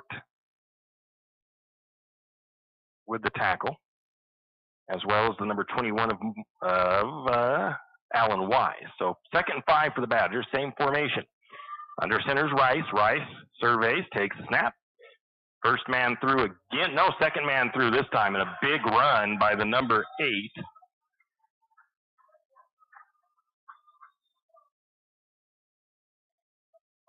Of Moss. And he'll pick up a nice run up to the Lumberjack 35-yard line. I think Xavier was in on that tackle. First down for the Badgers. They'll come out in that same formation. 2 receivers to the near side. And the snap, handoff again to Moss. He's going to find some room for a minute before being gang tackled by a bunch of Lumberjacks. And that's the one thing right now. The Badgers are doing a good job of controlling the line of scrimmage and getting a push. That was a 4-yard pickup.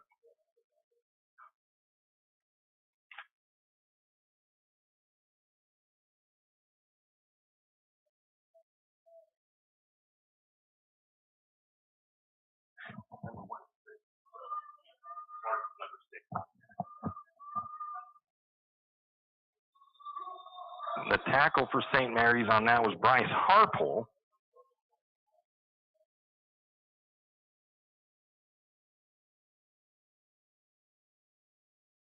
And now we have a penalty against the Badgers, I believe. No, it was against St. Mary's. 5-yard penalty for the offsides by the Lumberjacks. Brings up 2nd and 1, roughly 2nd and 2 for Bonners Ferry at their Lumberjack 27-yard line. 2 receivers near side, I formation behind the quarterback. Brody Rice gets a man in motion. That's Stoley going from left to right, and we have a whistle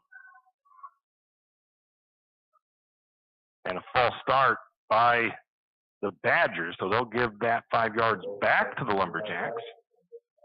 So it'll be 2nd and 7 still for Bonners Ferry. Backing it up to their own, to the Lumberjack 31-yard line.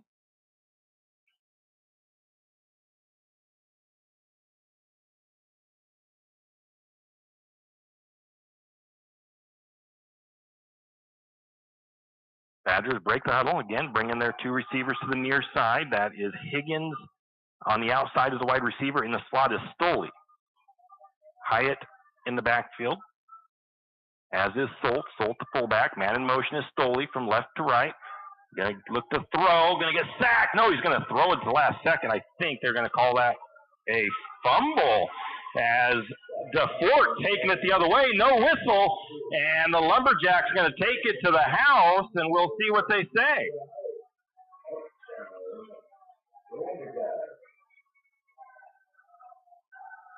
It looks like the refs are keeping it as a fumble. So let's say they recovered, St. Mary's recovered, let's say at their 35 and returned it to the touchdown. by DeFort. And I will take that defensive touchdown all day long, but to me, it did look like that quarterback flipped it forward to just try to get rid of it. And again, there's no replays, obviously, in high school ball, so we won't know until we can look at the huddle film and see what really happened there, or St. Mary's was gifted that. Going to get a 2-point attempt by Lumberjacks, and they're going to find DeFort in the backfield as Jack Barta looked like he was going to try to run it himself, backs out and finds DeFort open for the 2-point conversion, and all of a sudden we have a one-score game as the Lumberjacks now trail 24-16 to the Badgers, and we've still got just about 8 minutes to go in the third quarter. So the Lumberjacks have doing what I said at halftime. I said they needed to get a defensive stop. They needed to score on that first possession, and so far they've done both. They got the defensive stop with the turnover. The coach for the Badgers still arguing for that to be called an incomplete pass, but it's done. It's over. The officials aren't going to change it now. And I agree that he has a reason to be upset, because I kind of thought it looked like the quarterback flung it underhand to try to just make a pass out of it. So I think the Badgers might have gotten the short end of the stick on that one, to be honest. And again, we will find out more, of course, when we can review the game footage. But that is a tough break for the Badgers and a huge break for the Lumberjacks. So St. Mary's showing that same kind of formation that they kicked out of earlier. Amato Stewart, I believe, setting the ball on the tee. Lumberjacks have all of their guys bunched in on the kickoff. Amato sets on the tee, looks both ways. I've got to see if he turns to the side. So yeah, it is Amato. I think they have a thing here. Now they all split out into the normal formation. Amato lines up the Lumberjacks. Going to be a hard kick going the other way. It's bobbled. It's still loose. Oh, the Badgers just barely get that scraped into the gut. That was number 0 for the Badgers. That's Taylor, who that ball popped out for a second, but he was just able to get on it.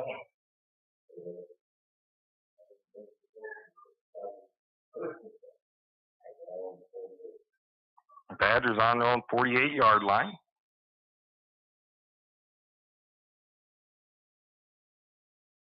Up to the line of scrimmage for the Badgers. They got a 2-receiver look to the top of the formation. Running backs in an I behind Rice. Rice under center. Rice takes the snap, hands it off. Going to be met at the line of scrimmage. A big hit. Donnie Morris, one of the guys there on the hit. And that was number 8. They're going to get a flag afterwards. So that's Moss. The penalty is going to be after the play. And it's going to be against St. Mary's.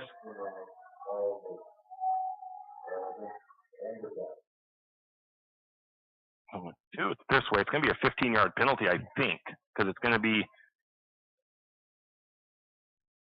excessive celebration or something. Ball is marked at Lumberjack 36. So St. Mary's, a good defensive play there.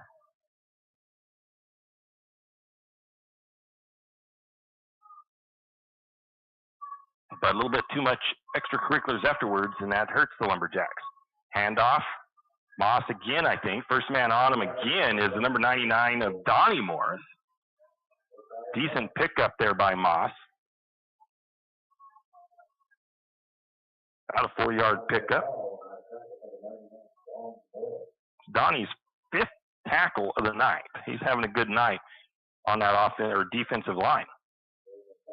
It's not often you get a lot of tackles from your defensive linemen. They're usually busy blocking guys. So Donnie's doing a good job of getting off his blockers and getting onto the defense, the running back. Same one receiver to the top of the formation for the Badgers. I formation in the backfield. Rice under center. 3rd down and 6. Man in motion to the near side. Hand off to Hyatt, and he's going to be gain tackled after a couple of yard gain.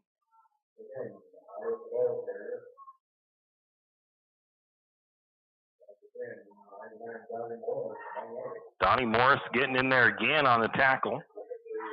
They're going to say that on the field, so I'll give it to Donnie again. 6th tackle of the evening. Brings up 3rd and about 3, maybe a long 3, short 4. Scoreboard says the ball's on the 29. Badgers in that same formation. Rice under center, takes the snap, hands it off.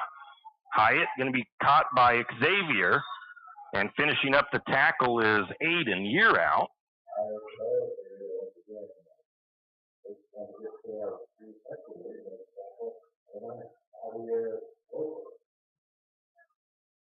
Oh, they're going to give him the first down on that. They're going to give him a 4-yard gain. So 1st and 10 at the 26 of St. Mary's.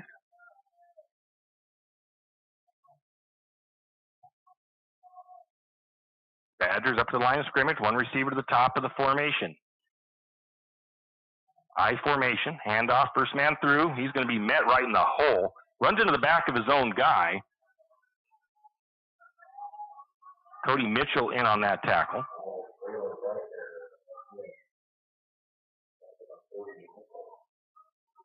No gain. I'll just credit that to Mitchell. Brings up 2nd and 10 for the Badgers.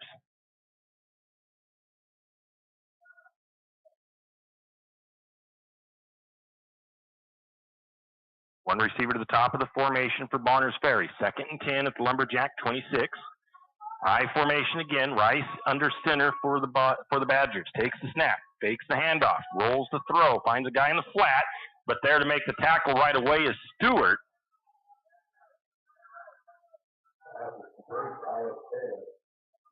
The pass was to the 0. And tackled by the 0 of Amato. No gain, it looks like. Brings up 3rd down. 3rd and 10 for the Badgers. So nice defense by Stewart there, coming up from his, I believe, linebacker position to make that tackle.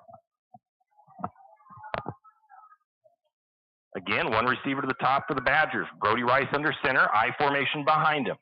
The snap, fakes the handoff. He's going to look to throw, rolls to that far side, gets a man in the flat, and he's wide open, but the pass misses him. That was intended for Taylor, and Taylor, I don't know if that ball went right through his hands or not, but it's incomplete. And the Lumberjacks have the Badgers 4th and 10. 10 more yards and make it 4th and 20. And St. Mary's is going to decline the penalty. So he gained about, the ball's going to be marked at the 19. So it was about a 7-yard pickup, but it's a turnover on down for the Badgers. So the Lumberjack defense comes up big on a stop there. Now let's see if St. Mary's can put together another drive like they did on their first one of the second half, because the second touchdown was defensive. So this comes back down, now comes down to St. Mary's defense coming up with a drive of their own, starting at their own 19-yard line. St. Mary's puts Gustav up at the top as a wide receiver. Everybody else in tight. Barred up pistol. Going to fake the handoff. No, he gives it to Dittman. Dittman gets the edge. Going to try to spin his way around the tackler. Gets nearly to the 30-yard line. I think it might be enough for a first down.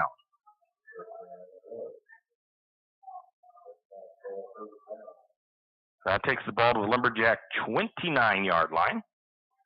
1st and 10 for St. Mary's. Lumberjacks feeling a little bit of a surge here, a little bit of a momentum shift. I brought my camera out, and I found a couple people that were going to use it to take some pictures for tonight's game. Same formation, going to be that little, I forget what they call it now, but it's Grimaldo with the carry, picks up about 7 yards. Grimaldo comes up a little gimpy. Hopefully he's okay as he limps off the field. 6-yard pickup by Julian. That was that counter play for the Lumberjacks.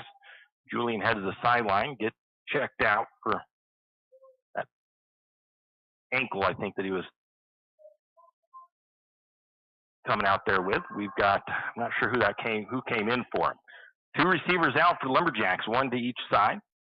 Barta going to hand it off to Barta on that little counter play. Barta is going to be tackled for a short loss. Badgers sniffed it out that time. A loss of about a yard there. One of the Badgers just got a hold of his ankle and wouldn't let go, so it's going to be 3rd and 5 for the Lumberjacks now, I believe. We'll call it no gain. Basically what they're putting it as on the scoreboard. 2 minutes to go, third period. 24-16 Badgers lead. Lumberjacks in the wedge. They're going to hand it off to Gerard. Gerard not going to make it far. He gets a little bit of push. And he's going to be close to the first down. Well, that looks like a first down to me unless they move that back slightly, which they are. So we'll call it a 3-yard pickup. No, they're going to give it to the Lumberjacks as a first down. Wow. I'm impressed because that ball was behind where that marker was at, it looked like. 1st and 10 for St. Maries up to the 39 of St. Maries. Still on their own side of the field, minute and a half to go, third period. Keep an eye on that sideline, see if Julian has made his way back out on the field yet. And he has. Good to see. One receiver top of the formation, that's Gustav. Pistol for Jack. He's going to hand it off to Dittman. Dittman can't quite find a hole, but they're getting a pile push. Dittman, I think, is picked up. And the whistle was blown a long time ago. Number 1, Higgins comes out with the ball for the Badgers, but the play was blown dead. And all that effort is going to get a 2-yard pickup for Gerard. That play is not garnering much up the middle for Gerard. The counters have been kind of, those are not totally middle plays. Middle run plays up the middle are kind of off tackle a little bit. But those have been opening up some holes. And Gerard has just been getting some hard running down there when he runs up the middle and getting pushed a little bit by the teammates. 2 receivers out. We've got, Xavier was not paying attention, wasn't quite ready. That's a pitch out to Gerard. Gerard gets to the edge, still on his feet. And he might have got to he's still pushing for yardage, still battling down there, and finally brought down. Good Lord, Gerard. He just does not want to go down out there. I don't think he got any yards for all that extra work. I'm going to call it a 1-yard gain after all that. And then we'll come to the end of the third period. So it's going to be 3rd and long for the Lumberjacks at their own 42-yard line when we come back to start the 4th period. Lumberjacks trail 24-16 to the Badgers.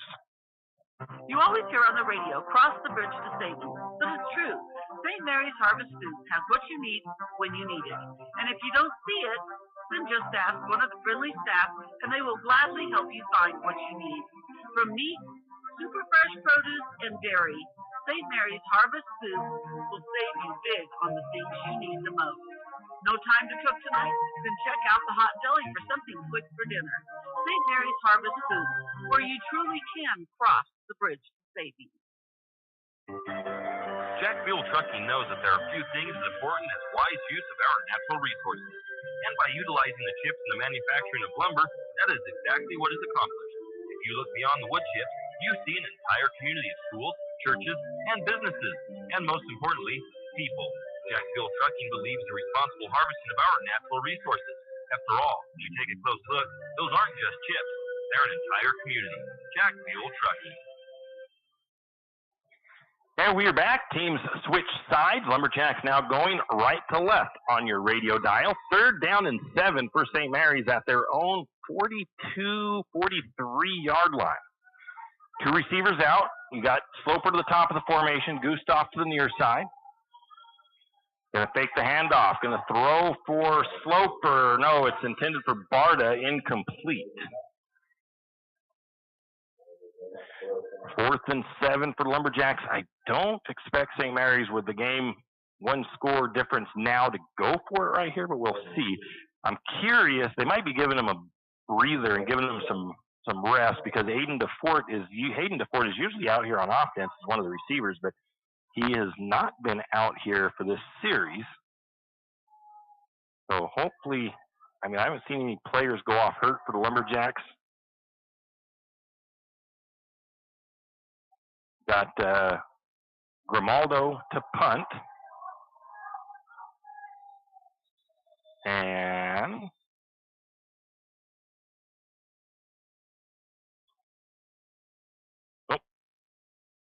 Amato had his, you have to have your knee pads covered, and I think it was what it was called. They had to stop it, and Amato had to get his knee pads covered up there. So it'll reset. It was good because that snap was a little bit high. That one's going to be pulled down nicely by Grimaldo. A nice line drive punt. That's going to take a good Lumberjack roll, and that'll go all the way down to the 16-yard line. And that's where Bonners Ferry will take over, leading 24-16 over the Lumberjacks. Now I kind of take a look at this defense and see if I see DeFort come out here on defense. And again, I'm not seeing him, so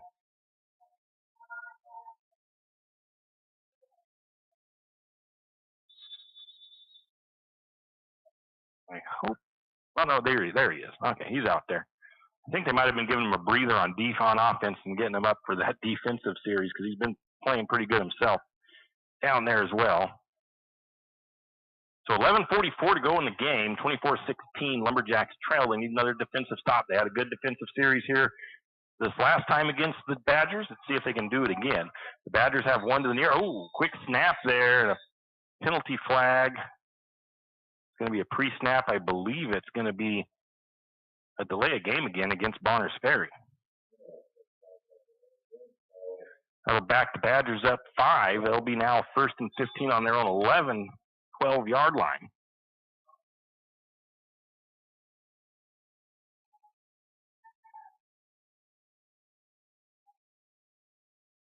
I mean, ideally, you get a defensive touchdown again for the Lumberjacks right here. They're right close to their end zone.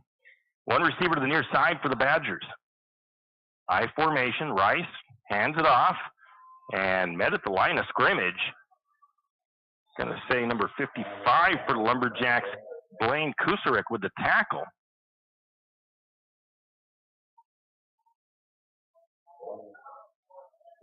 I think it was Conrad Hyatt with the run.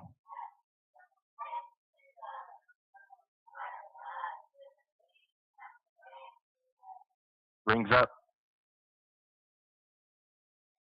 2nd and 15. No gain for the Badgers on that one. Same formation, one to the near side for the wide receivers. I formation for the running backs. Actually, did they go to the split tail? No, I formation. Rice under center.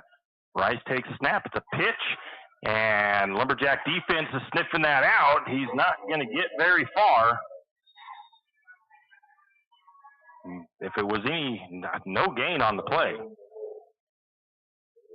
Again, Hyatt with the run, and I didn't see who made the tackle for St. Mary's. There's a whole host of Lumberjacks that got there, so it brings up 3rd and 15 for the Badgers.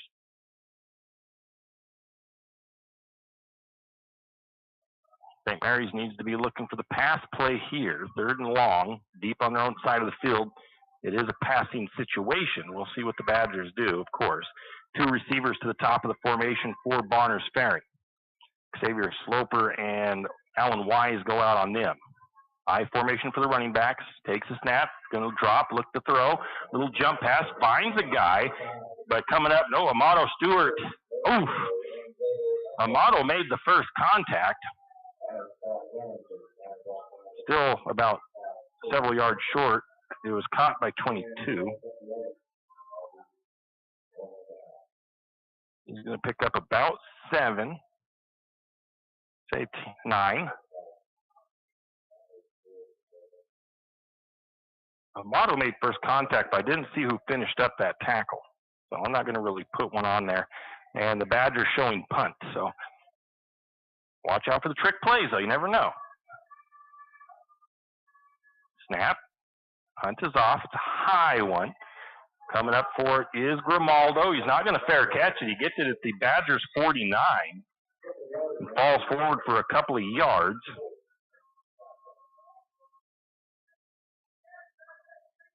So Lumberjacks will start on the Badger side of the field. Got to get this set in the right spot here. There we go. Ball is going to be marked at the 46 of Bonners Ferry.